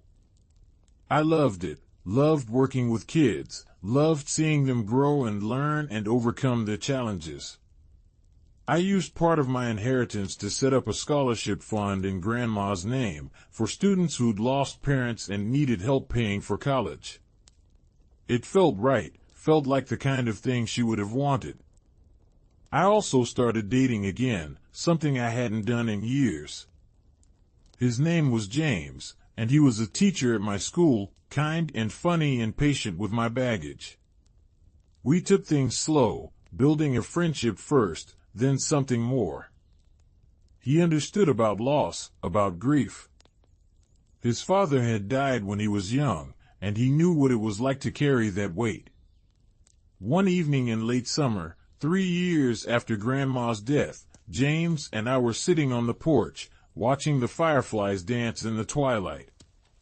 The air was warm and thick with the scent of honeysuckle, and I felt a contentment I hadn't known was possible. "I've been thinking," James said, taking my hand, "about the future. About us. And I know it's probably too soon, and you can absolutely say no, but I wanted to ask anyway. Would you maybe want to think about getting married someday? Not right now, but someday?" I looked at him, at his hopeful face, at the life we could build together. And I thought about Grandma Rose, about the gift she'd given me. Not just the money or the house, but the freedom to choose my own path, to build my own future. "Yes," I said. "Someday. I'd like that very much." He kissed me then, soft and sweet, and I felt something settle in my chest, something that had been restless and uncertain for so long. This was home. Not just the house, but this moment, this person, this life I was building. Later that night, after James had gone home, I sat in Grandma's study, now my study, and pulled out the letter she'd left me. I'd read it so many times I had it memorized, but I still liked to hold it, to see her handwriting, to feel connected to her. "Be happy, Cassidy," she'd written. "Be free." I was trying, Grandma. I was really trying. And I thought, maybe, I was finally succeeding. The next morning, I woke to my phone ringing. It was Mr. Whitmore, and his voice was grave. "Cassidy, I need to tell you something. Martin died last night. Heart attack. He was only 55. I sat down on the edge of my bed, trying to process this information. Uncle Martin was dead.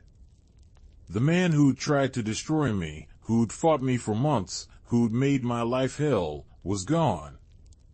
"Are you okay?" Mr. Whitmore asked. "I don't know," I said honestly.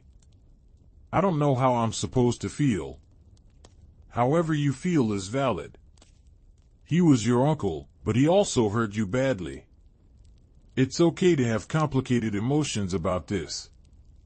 Is there going to be a funeral?" "I don't know. He didn't have much family left. Sarah might arrange something, but I'm not sure." I called Sarah as soon as I hung up with Mr. Whitmore. She was crying, her voice thick with grief and anger and confusion. "I know he was terrible," she said. "I know he hurt you and hurt so many people. But he was still my father, you know? And now he's gone, and I never got to tell him how angry I was, or how much he hurt me, or any of it.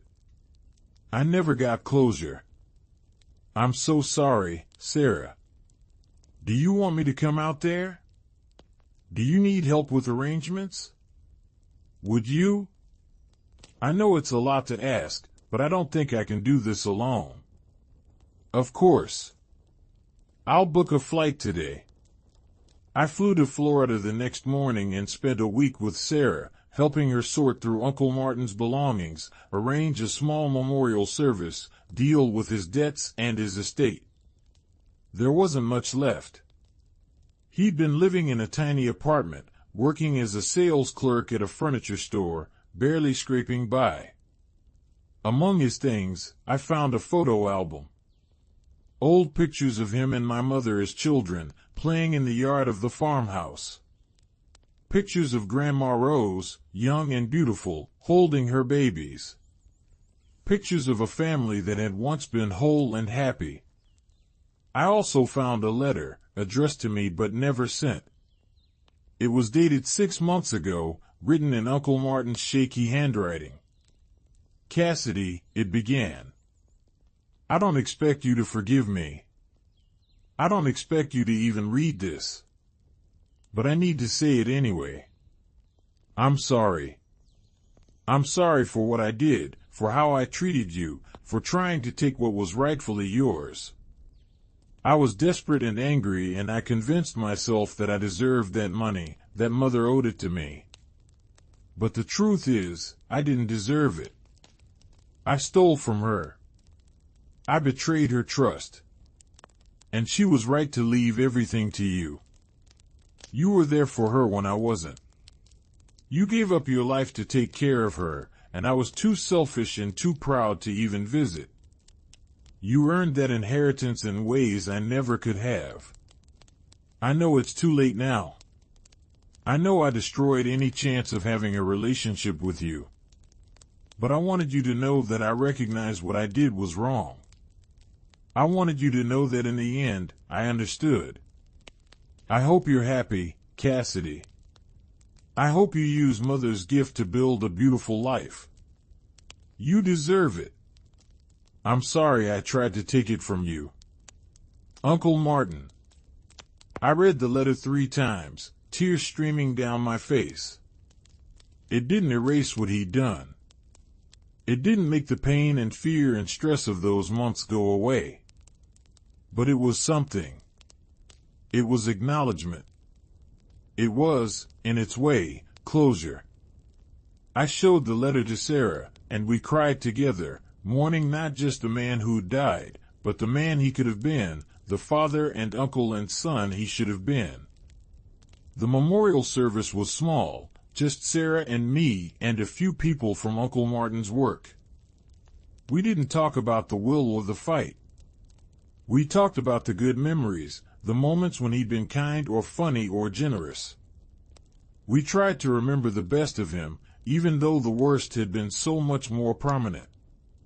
When I flew home, I brought the photo album with me.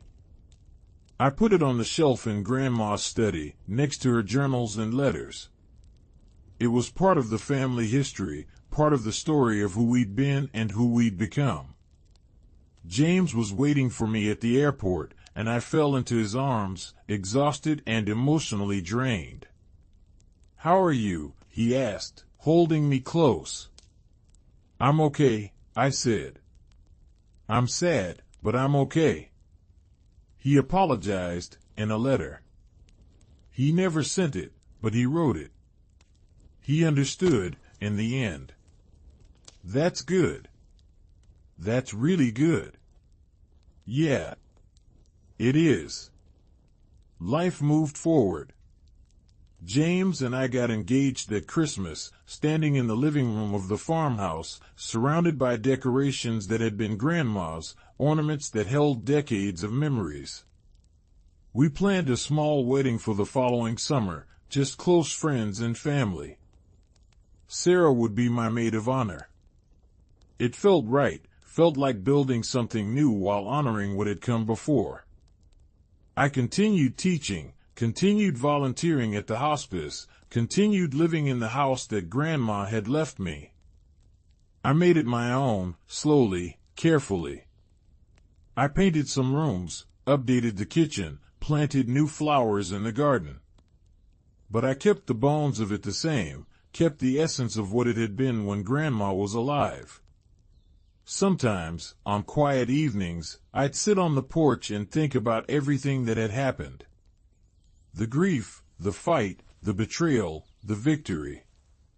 It had changed me, made me stronger and more cautious and more grateful all at once.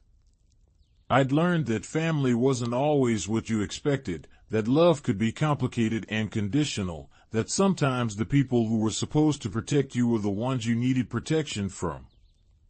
But I'd also learned that I was stronger than I thought. That I could stand up for myself, could fight for what was right, could survive loss and betrayal and come out the other side. Grandma Rose had given me more than money and property. She'd given me the chance to discover who I really was, what I was capable of. And in the end, that was the greatest gift of all. 5 years after Grandma's death, James and I were married in the garden of the farmhouse, under the old oak tree where Grandma used to sit and read. Sarah was there, along with friends from school and the community, people who'd become my chosen family. It was a perfect day, warm and sunny, with a gentle breeze that rustled the leaves and carried the scent of roses. As I stood there in my simple white dress, holding James's hands and promising to love him for the rest of my life, I felt Grandma's presence. Not in a supernatural way, but in the way that people we love never really leave us. They live on in our memories, in our choices, in the way we move through the world. I wish she could be here, I whispered to James during our first dance. She is here, he said, pulling me closer. She's in every part of this place, every part of you. She's here. And he was right. She was. We honeymooned in Italy, a trip I'd always dreamed of but never thought I'd be able to afford. We ate pasta and drank wine and wandered through ancient cities, marveling at the history and beauty around us. It was magical, perfect, everything I'd hoped for. When we came home, we started talking about the future. About children, about careers, about what we wanted our lives to look like. We decided to stay in the farmhouse, to raise our family there, to fill it with new memories and new love. I got pregnant a year later, and when our daughter was born, we named her Rose. Rose Elizabeth, after Grandma and after James's mother. She had dark hair and bright eyes and a smile that lit up the room.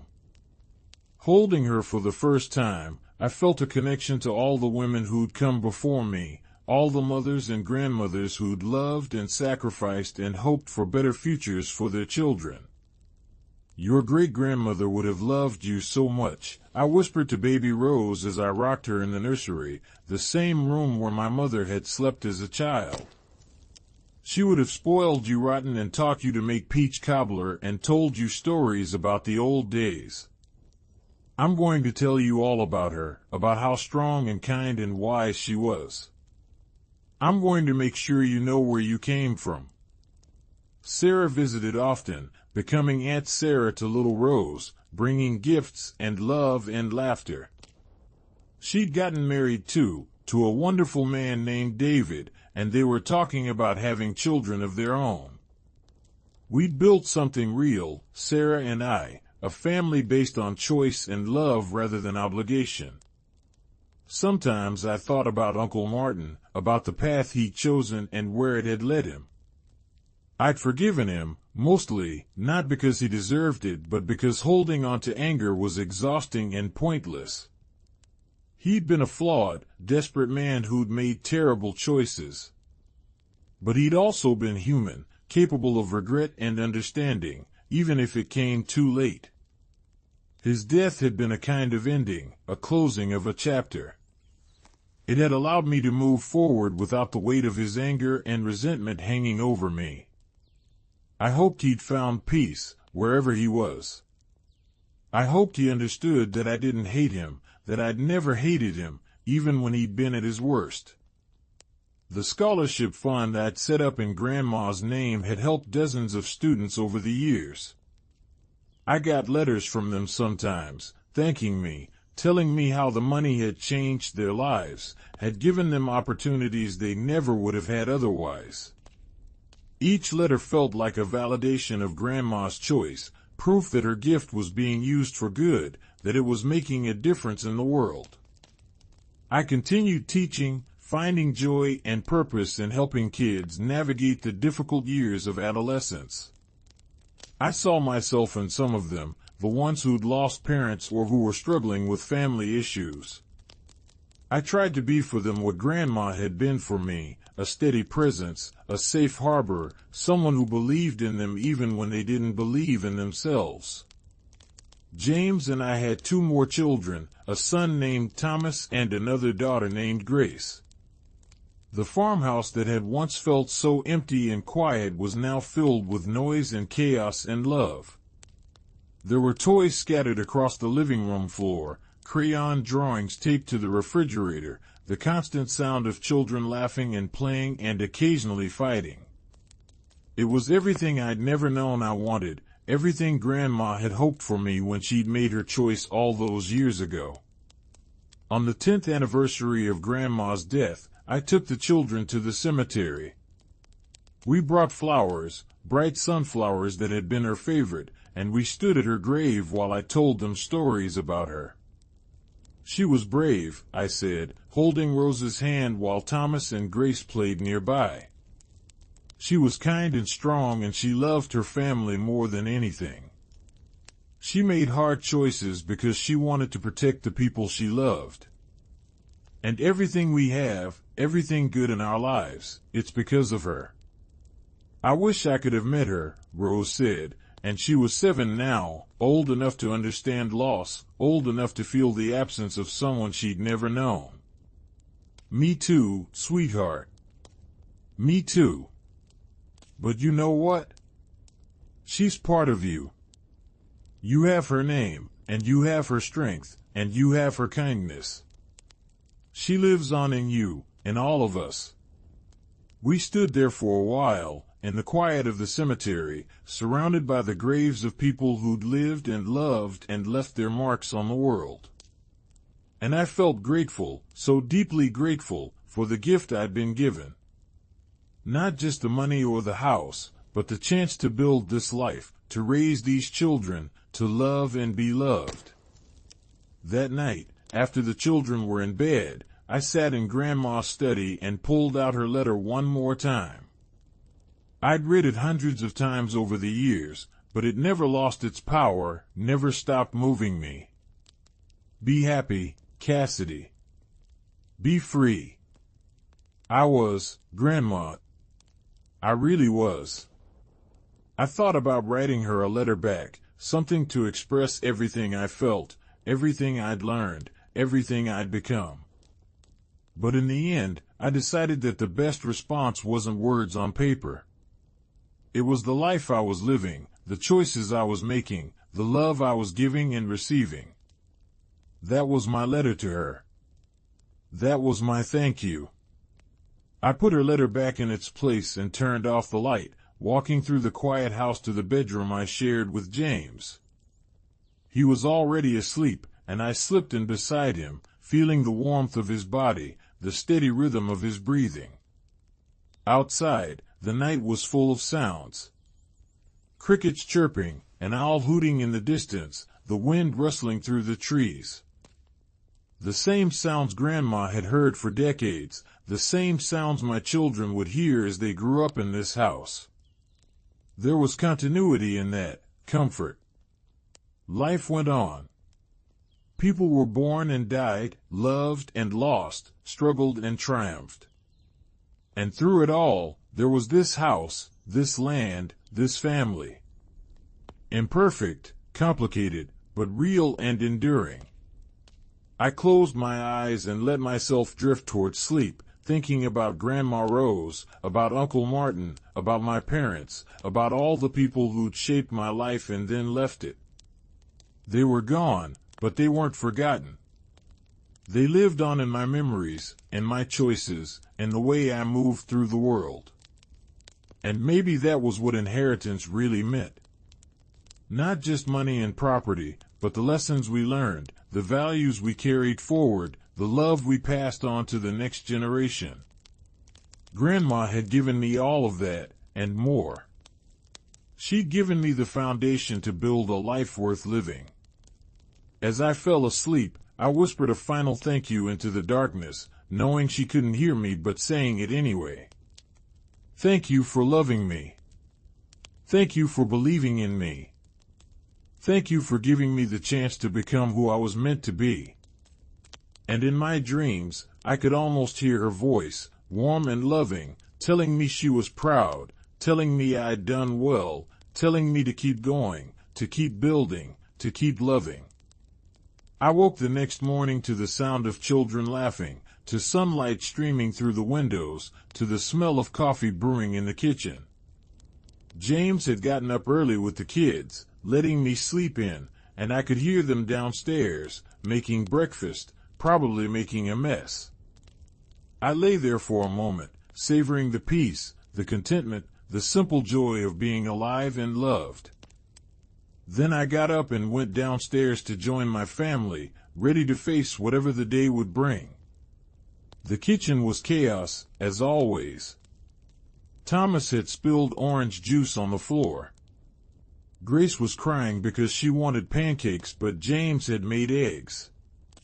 Rose was trying to help clean up, but mostly just spreading the mess around. "Good morning," I said, and James looked up with a sheepish grin. "Sorry. I was trying to let you sleep, but things got a little out of control." "It's perfect," I said, and I meant it. This messy, chaotic, beautiful life was perfect. I helped clean up the orange juice, made pancakes for Grace, kissed each of my children and my husband. And as I stood there in the kitchen of the house that had been Grandma's and was now mine, I felt a deep sense of rightness, of being exactly where I was supposed to be. The fight with Uncle Martin felt like a lifetime ago, like something that had happened to a different person. I'd been so young then, so uncertain, so afraid. I'd grown since then, had become stronger and more confident and more sure of myself. But I'd also become softer, more forgiving, more understanding of human weakness and failure. Uncle Martin had been wrong, had hurt me badly, but he'd also been suffering, had been drowning in his own mistakes and desperation.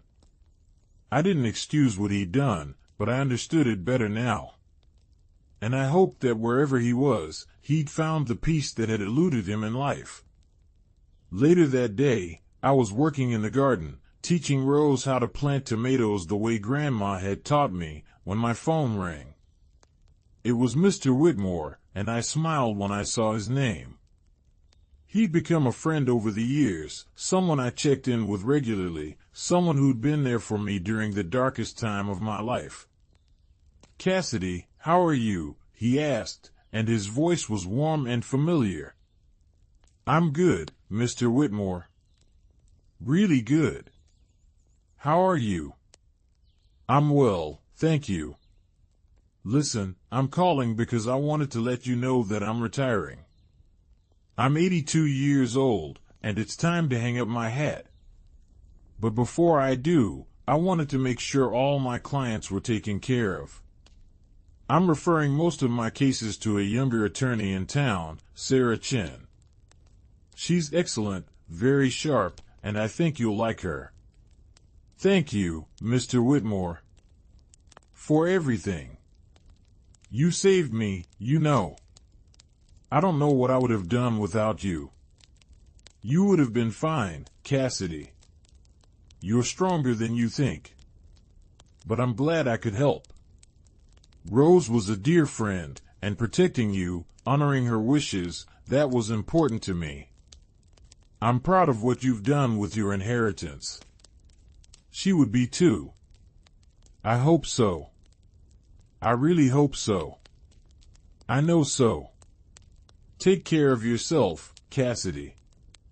Take care of that beautiful family of yours. And if you ever need anything, Sarah will be there for you. Thank you.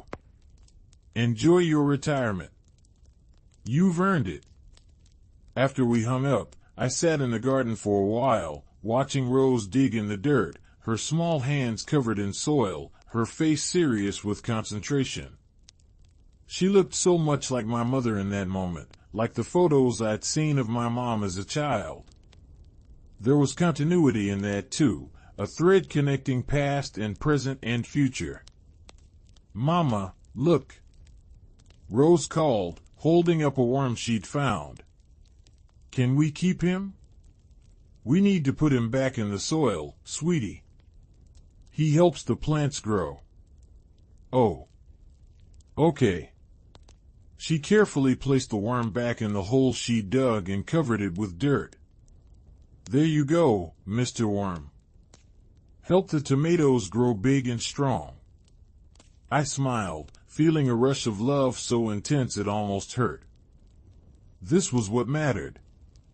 Not money or property or winning legal battles.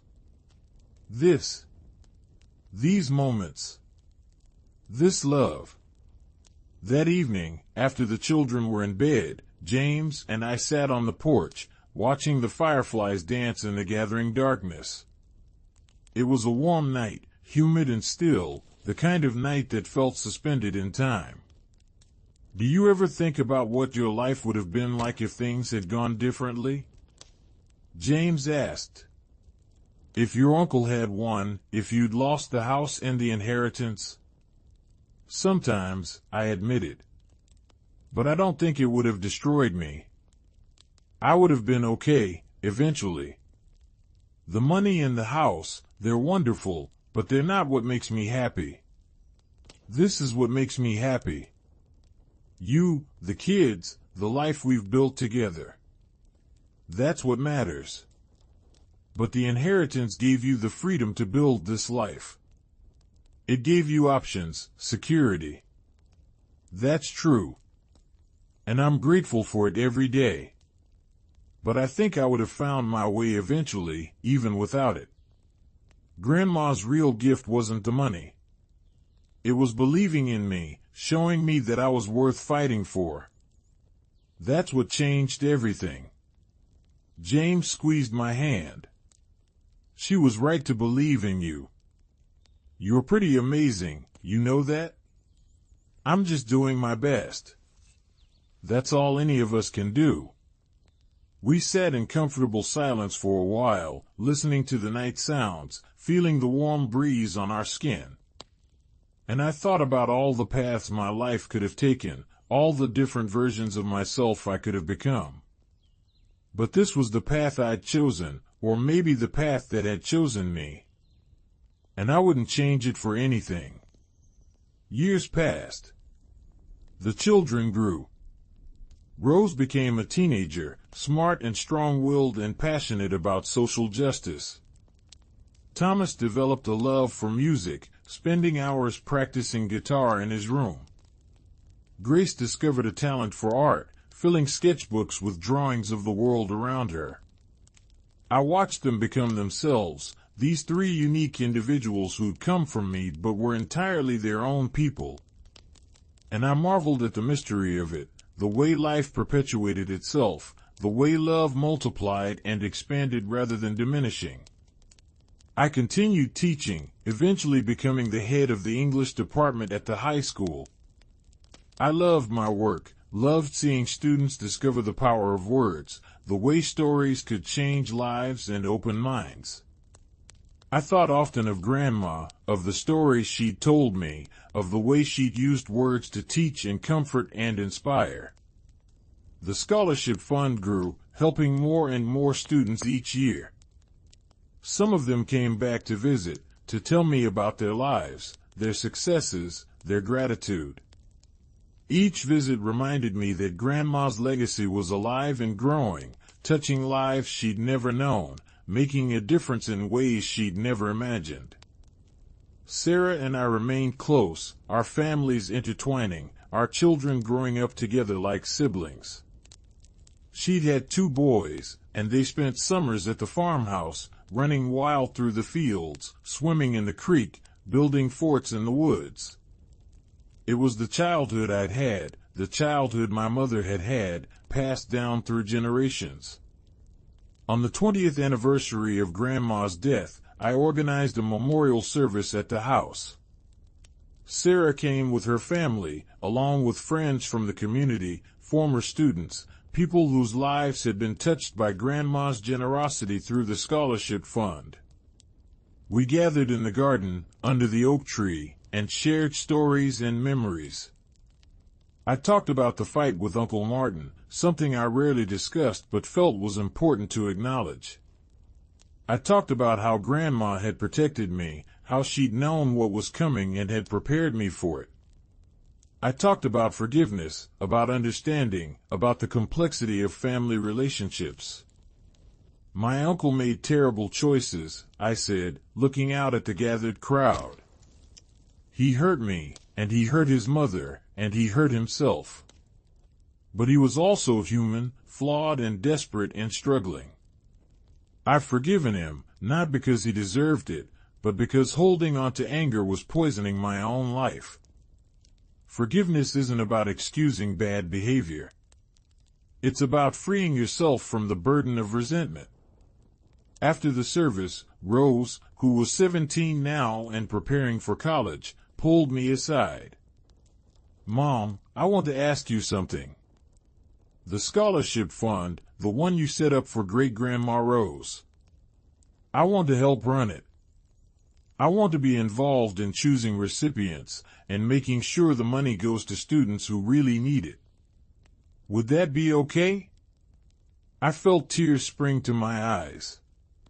"That would be more than okay, sweetheart. That would be perfect. Your great-grandmother would be so proud. I never met her, but I feel like I know her. You've told me so many stories, shown me so many pictures. She's part of me, you know? And I want to honor that. I want to carry on what she started." I hugged her tight, this daughter who carried my grandmother's name and her spirit. "You already do, Rose. Every day, you already do." That fall, Rose left for college, and the house felt emptier without her constant presence. But it was a good emptiness, the kind that comes from watching your children grow and become independent. Thomas and Grace were still home, filling the space with their own noise and energy, but I felt the shift, the beginning of the next phase of life. James and I started talking about what we'd do when all the kids were grown and gone. Travel, maybe. Volunteer work. We had options, freedom, thanks to the inheritance that had given us financial security. But we both agreed that we'd stay in the farmhouse, that this would always be home. One evening, I was going through old boxes in the attic, looking for some photos Rose wanted for a school project, when I found something I'd forgotten about. A small wooden box, carved with roses, that had belonged to Grandma. Inside were letters, dozens of them, tied with ribbon. Letters from my grandfather, written during World War II when he'd been overseas. Letters from my mother, written during her college years. Letters from Uncle Martin, written when he was young, before everything went wrong. I sat on the dusty attic floor and read through them, tears streaming down my face. The letters from Uncle Martin were especially painful. They were full of love and hope and dreams for the future. He'd been a good kid once, thoughtful and kind. Somewhere along the way, he'd lost himself, had made choices that led him down a dark path. But these letters reminded me that he'd been more than his worst moments. He'd been a son who loved his mother, a brother who'd looked up to his older sister, a young man with potential and promise. Life had been hard on him, and he'd responded by becoming hard himself. It was sad, tragic even, but it was also human. I took the box downstairs and showed it to James. We read through the letters together, and he held me while I cried for the family I'd lost, for the uncle who could have been different, for all the ways life doesn't turn out the way we hope. "You know what I think?" James said after a while. "I think you should share these with Sarah. I think she'd want to see them, to know that her father was once this person, before everything went wrong." "You're right. I'll send them to her." I made copies of Uncle Martin's letters and sent them to Sarah. She called me a week later, her voice thick with emotion. "Thank you for this," she said. "Thank you for showing me who he was before he became who he was. It helps, somehow. It doesn't excuse anything, but it helps me understand. And it helps me forgive him, finally. I'm glad. I think that's what Grandma would have wanted. Not for us to forget what he did, but to remember that he was human, that he was more than his worst choices. You're a good person, Cassidy. Better than I am. I'm still so angry at him sometimes. That's okay. Anger is okay. It's part of the process. But I hope someday you'll find peace with it, the way I have. I hope so too." The years continued to pass, each one bringing new challenges and joys. Thomas graduated high school and went to music school in Nashville. Grace got a scholarship to art school in New York. Rose finished college and came home to work with me on the scholarship fund, making it her full-time job, expanding it to help even more students. James and I became empty nesters, and the house that had been so full of noise and chaos became quiet again. But it was a comfortable quiet, a peaceful quiet. We filled our days with work and hobbies and each other. We traveled, finally taking that trip to Greece we'd always talked about. We volunteered at the local food bank and the animal shelter. We lived. And through it all, I felt Grandma's presence, not as a ghost or a spirit, but as a foundation, a bedrock of love and support that had shaped everything I'd become.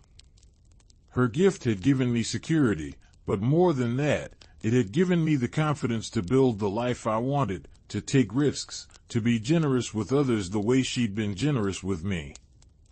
On what would have been Grandma's 100th birthday, we held a celebration at the farmhouse. All three of my children came home, bringing partners and, in Rose's case, a baby of her own. My first grandchild, a little girl named Margaret Rose, after both her great-great-grandmother and her mother. Holding that baby, looking into her tiny face, I felt the weight of generations, the continuity of love passing from one person to the next. Grandma Rose had held my mother like this. My mother would have held me like this, if she'd lived. I'd held my own children. And now I was holding my grandchild, this new life that carried forward the legacy of all who'd come before. "She's beautiful," Sarah said, standing beside me, looking down at the baby. "Rose would have loved her." "She does love her," I said. "Wherever she is, she loves her." I believe that. So do I. That night, after everyone had gone to bed, I walked through the quiet house, touching familiar objects, remembering. The grandfather clock in the hallway, still keeping time after all these years. The floral wallpaper in Grandma's old bedroom, faded now but still beautiful. The kitchen table where we'd shared so many meals, so many conversations. This house had seen so much. Birth and death, joy and sorrow, conflict and reconciliation. It had sheltered generations of my family, had been the backdrop for countless moments both ordinary and extraordinary. And it would continue, long after I was gone, sheltering whoever came next. I thought about Uncle Martin, about the fight that had consumed so much of my energy and emotion all those years ago. It seemed so small now, so insignificant in the grand scheme of things. Yes, he'd hurt me. Yes, he'd tried to take what wasn't his. But in the end, he'd failed, and I'd won, and life had moved on. I'd learned so much from that experience. About strength, about standing up for yourself, about the importance of protecting what matters. But I'd also learned about forgiveness, about understanding, about the complexity of human nature. People weren't simply good or bad. They were complicated, contradictory, capable of both great kindness and terrible cruelty. Uncle Martin had been both. He'd been a loving son and a thief. He'd been charming and manipulative. He'd been desperate and cruel. And in the end, he'd been sorry, even if that sorry came too late to change anything. I'd forgiven him, truly forgiven him, not because he deserved it, but because I deserved peace. And in forgiving him, I'd freed myself from the burden of anger and resentment. I'd been able to move forward, to build a life full of love and purpose and joy. That was Grandma's real gift. Not the money or the house, though those had certainly helped. But the example she'd set, the values she'd instilled, the love she'd given so freely. She taught me how to be strong and how to be kind. She taught me that you could stand up for yourself without becoming hard or bitter. She taught me that love was the most important thing, the only thing that really mattered in the end. I went to bed that night feeling grateful, so deeply grateful, for everything I'd been given. The struggles and the triumphs, the losses and the gains, all of it had shaped me into who I was. And I liked who I was. I was proud of the life I had built, the family I had raised, the difference I had made in the world. As I drifted off to sleep, I thought about Grandma one last time. I imagined her smiling, proud of what I'd done with her gift, happy that her legacy was continuing through me and through my children and now through my grandchild. "Thank you," I whispered into the darkness. "Thank you for everything. I hope I've made you proud. I hope I've honored your gift. I hope you know how much I love you, how much I'll always love you." And in the silence of the old farmhouse, surrounded by the memories of everyone I'd loved and lost, I felt at peace. The fight was over. The battle had been won. And life, beautiful and complicated and precious, continued on. The morning sun would rise again, as it always did. My family would wake, and we'd share breakfast together, and we'd laugh and talk and make new memories. The scholarship fund would help more students. The house would shelter more generations. Love would continue to multiply and expand, touching lives in ways I couldn't predict or control. That was the real inheritance. Not money or property, but love. Love that persisted beyond death, beyond conflict, beyond all the petty concerns that seemed so important in the moment but faded with time. Love that connected past and present and future, that made us more than just individuals struggling alone, that made us part of something larger and more enduring. Grandma Rose had understood that. She'd known that the greatest gift she could give me wasn't financial security, though that was valuable.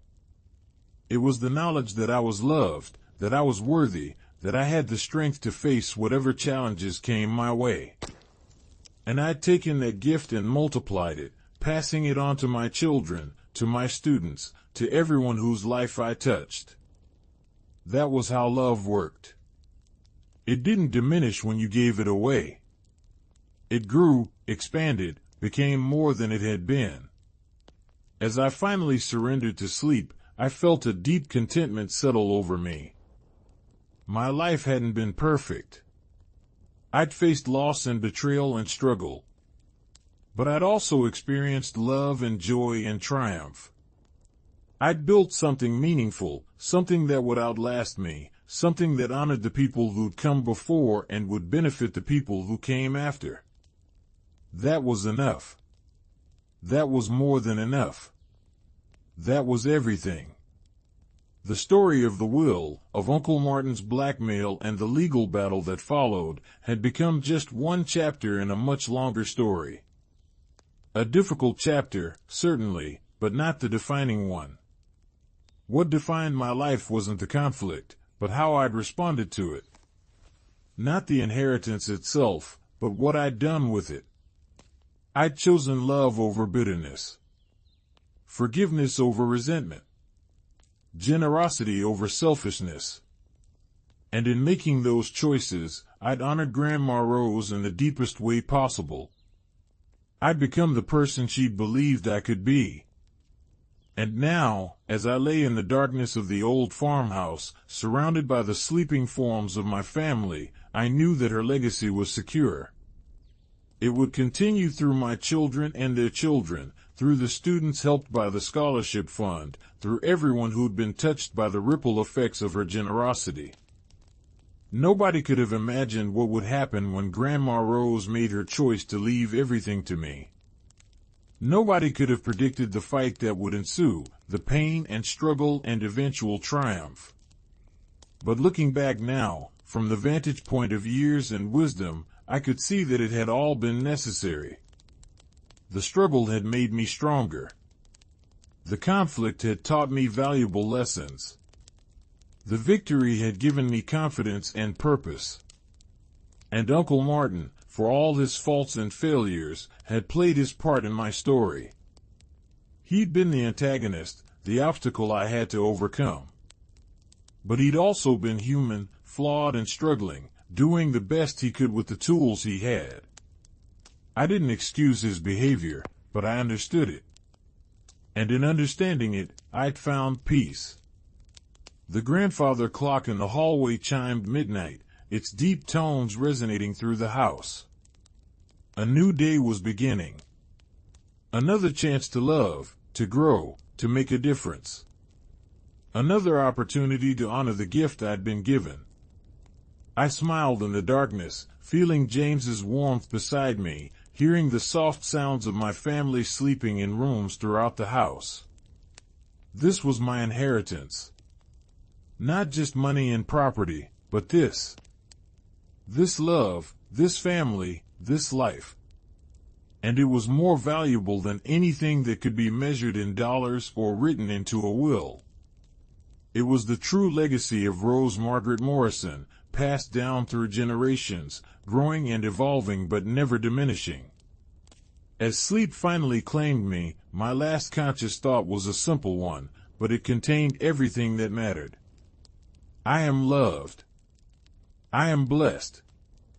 I am home.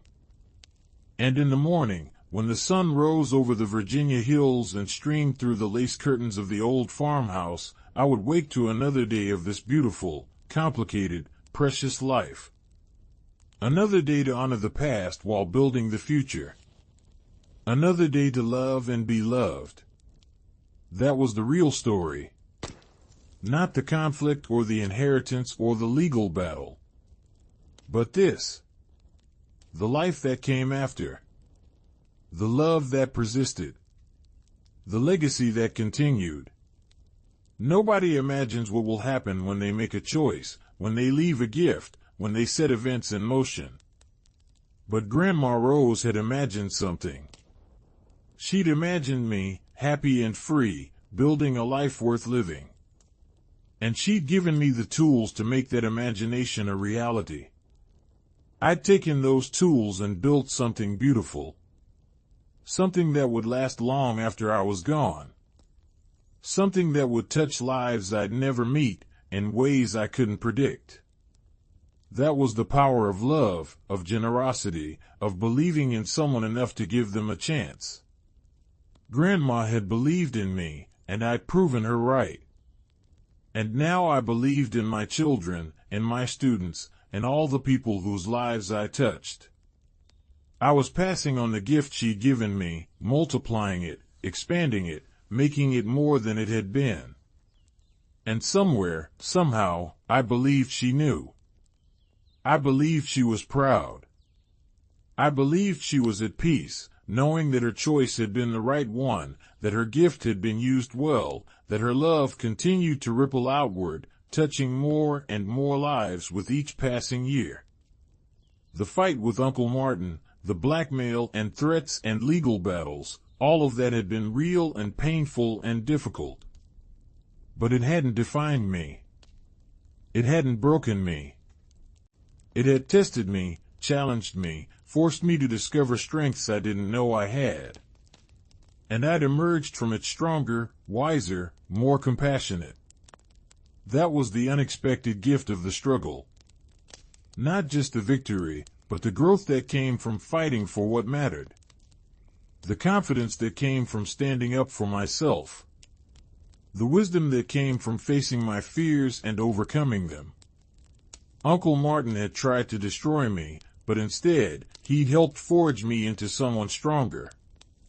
That wasn't his intention, of course. But it was the result. And for that, in a strange way, I was grateful.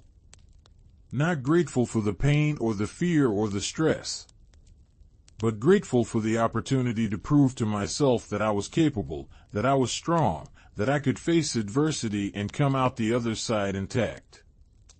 That knowledge, that confidence, had shaped everything that came after. It had given me the courage to pursue my dreams, to take risks, to build the life I wanted rather than settling for the life that seemed safe or expected.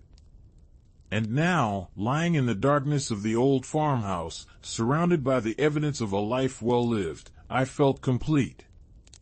Not perfect, never perfect, but complete. Whole. At peace with who I was and what I'd done. The story that had begun with Grandma's death and Uncle Martin's blackmail had evolved into something much larger, much more meaningful. It had become a story about love and loss, about family and forgiveness, about the choices we make and the legacies we leave. And it was a story that would continue long after I was gone. My children would tell it to their children. The students helped by the scholarship fund would carry it forward in their own lives. The ripples would continue to spread, touching lives in ways I couldn't imagine. That was the true meaning of inheritance. Not just what we receive, but what we pass on. Not just the material gifts, but the values, the lessons, the love. Grandma Rose had given me so much more than money and property. She'd given me an example to follow, a standard to live up to, a legacy to carry forward. And I'd done my best to honor that gift, to be worthy of her faith in me. As I finally surrendered completely to sleep, my last thought was a prayer of gratitude. Thank you for the gift. Thank you for the struggle. Thank you for the love. Thank you for everything. And in the silence of the night, in the peace of the old farmhouse, I felt an answer. Not in words, but in a feeling of warmth and acceptance and love. A feeling that said, "You did well. You honored the gift. You made me proud." That feeling carried me into dreams, peaceful dreams of gardens and laughter and family gathered around a table. Dreams of Grandma Rose, young and vibrant, smiling at me with love and pride. Dreams of a future stretching out before me, full of possibility and promise. When I woke the next morning, the house was already stirring. I could hear voices downstairs, the clatter of dishes, the smell of coffee brewing. My family, my beautiful, chaotic, loving family, starting another day. I got up and dressed, taking a moment to look out the window at the land that was mine, the legacy that had been entrusted to me. The morning sun was painting everything gold, and the world looked fresh and new, full of potential. Downstairs, I found everyone gathered in the kitchen. Rose was feeding baby Margaret. Thomas was making pancakes while Grace set the table. James was pouring coffee, and Sarah had arrived early with her family, adding to the happy chaos. "Good morning, sleepyhead," James said, handing me a cup of coffee. We were about to send a search party. "I was just enjoying the quiet for a moment," I said, accepting the coffee and a kiss. "Well, the quiet is officially over," Rose said with a laugh as baby Margaret let out a loud squeal. "Welcome to the madness." I looked around at all these people I loved, at the life we'd built together in this house that had seen so much history. And I felt overwhelmed with gratitude, with joy, with a sense of rightness that went bone deep. This was what Grandma had wanted for me. This happiness, this love, this sense of belonging and purpose. She'd given me the foundation, and I'd built something beautiful on it. "What are you thinking about, Mom?" Rose asked, noticing my expression. "Just how lucky I am," I said. "How blessed. How grateful." "We're the lucky ones," she said. "You've given us so much. This house, this family, this sense of history and belonging. You've taught us what really matters." "Your great-grandmother taught me," I said. "I'm just passing it on." "Well, you're doing a pretty good job," Thomas said, sliding a plate of pancakes onto the table. "Now come eat before they get cold." We gathered around the table, this extended family that had grown from the ashes of loss and conflict. We held hands while James said grace, thanking God for the food and the family and the love that bound us together. And then we ate, talking and laughing and enjoying each other's company. This was the real inheritance. Not money or property, but this. This love, this connection, this sense of being part of something larger than ourselves. This was what Grandma Rose had really given me, and what I was passing on to the next generation. After breakfast, we all went outside to work in the garden. It had become a tradition, this gathering of family to tend the land, to plant and harvest and care for the earth that sustained us. Baby Margaret watched from a blanket in the shade while the rest of us worked, our hands in the soil, continuing the cycle that had been going on for generations. As I knelt in the dirt, planting tomatoes just as Grandma had taught me all those years ago, I felt her presence more strongly than I had in years. Not as a ghost or a vision, but as a feeling, a certainty that she was with me, that she approved, that she was proud of what I'd done with her gift. "I did it, Grandma," I whispered, too quietly for anyone else to hear. "I honored your gift. I built something beautiful. I hope you can see it. I hope you know how much I love you, how grateful I am for everything you gave me."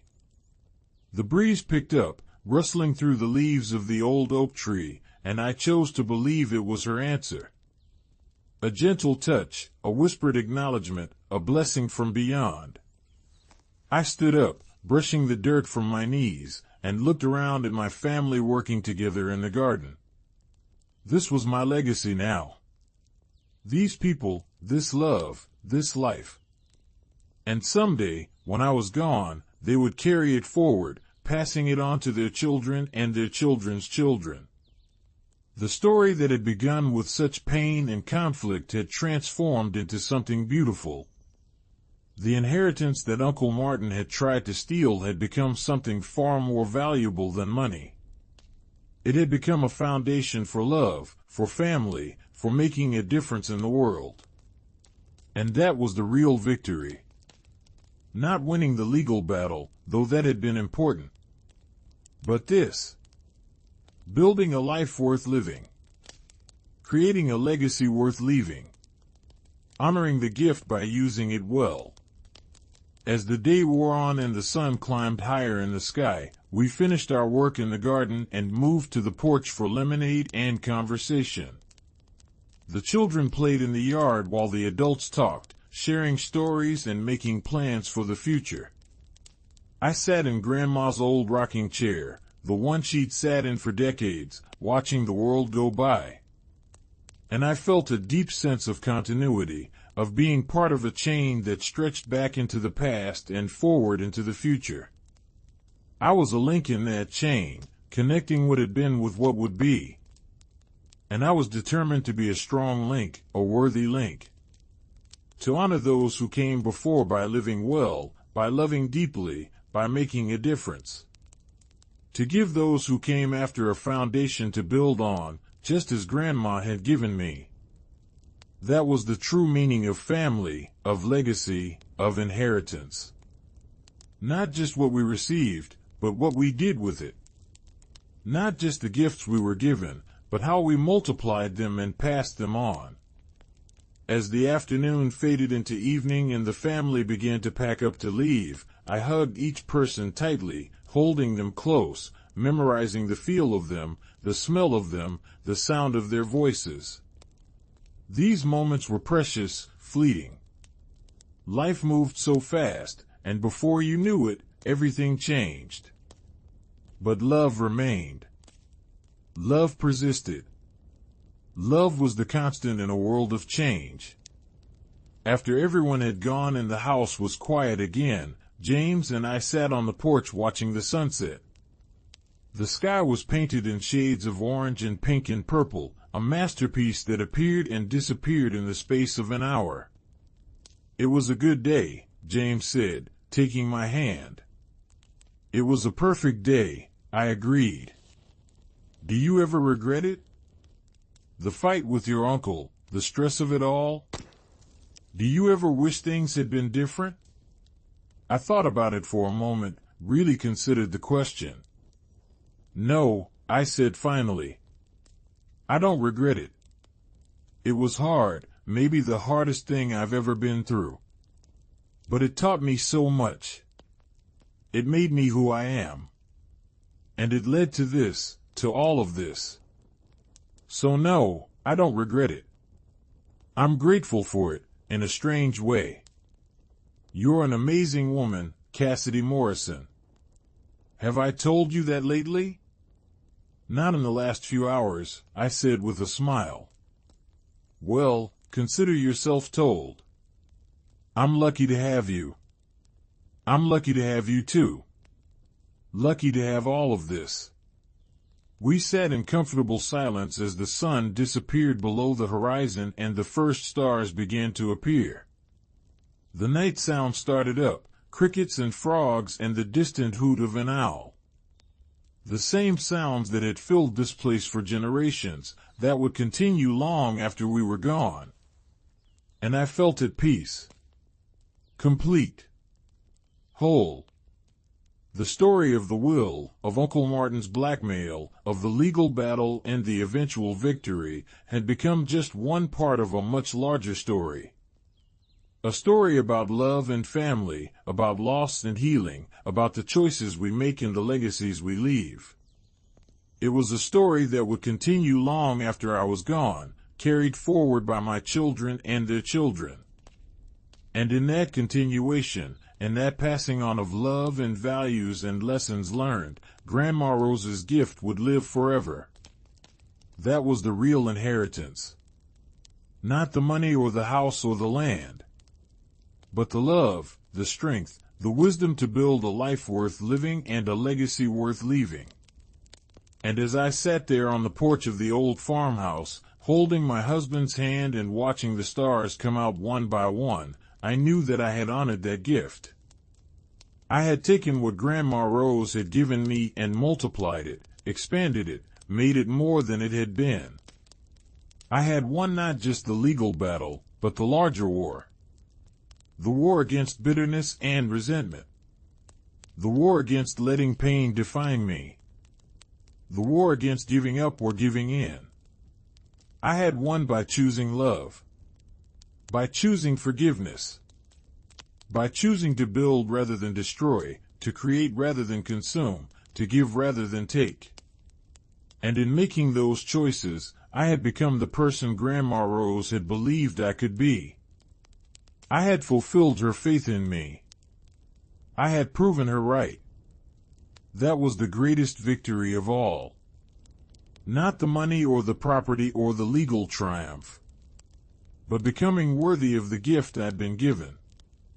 Becoming someone who could be trusted with a legacy, who could carry it forward and pass it on. As the night deepened and the stars multiplied overhead, I thought about all the people whose lives had been touched by Grandma's generosity. The students who'd received scholarships. the family members who'd been loved and supported, the community that had benefited from her kindness and mine. That was the ripple effect of love, of generosity, of believing in people and giving them chances. It spread outward, touching more and more lives, creating more and more good in the world. And it all started with one woman's choice to leave her estate to her granddaughter. One act of faith, of love, of belief in the future. Nobody could have imagined what would happen. Nobody could have predicted the fight, the struggle, the eventual triumph. Nobody could have foreseen how that one choice would ripple outward, affecting so many lives in so many ways. But Grandma Rose had made her choice anyway. She'd had faith that it would work out, that I would be strong enough to fight for what was mine, that I would use her gift wisely and well. And I had. I really had. As James and I finally went inside for the night, locking the doors and turning off the lights, I took one last look around the old farmhouse. This place that had been home to so many, that had sheltered so much love and witnessed so much life.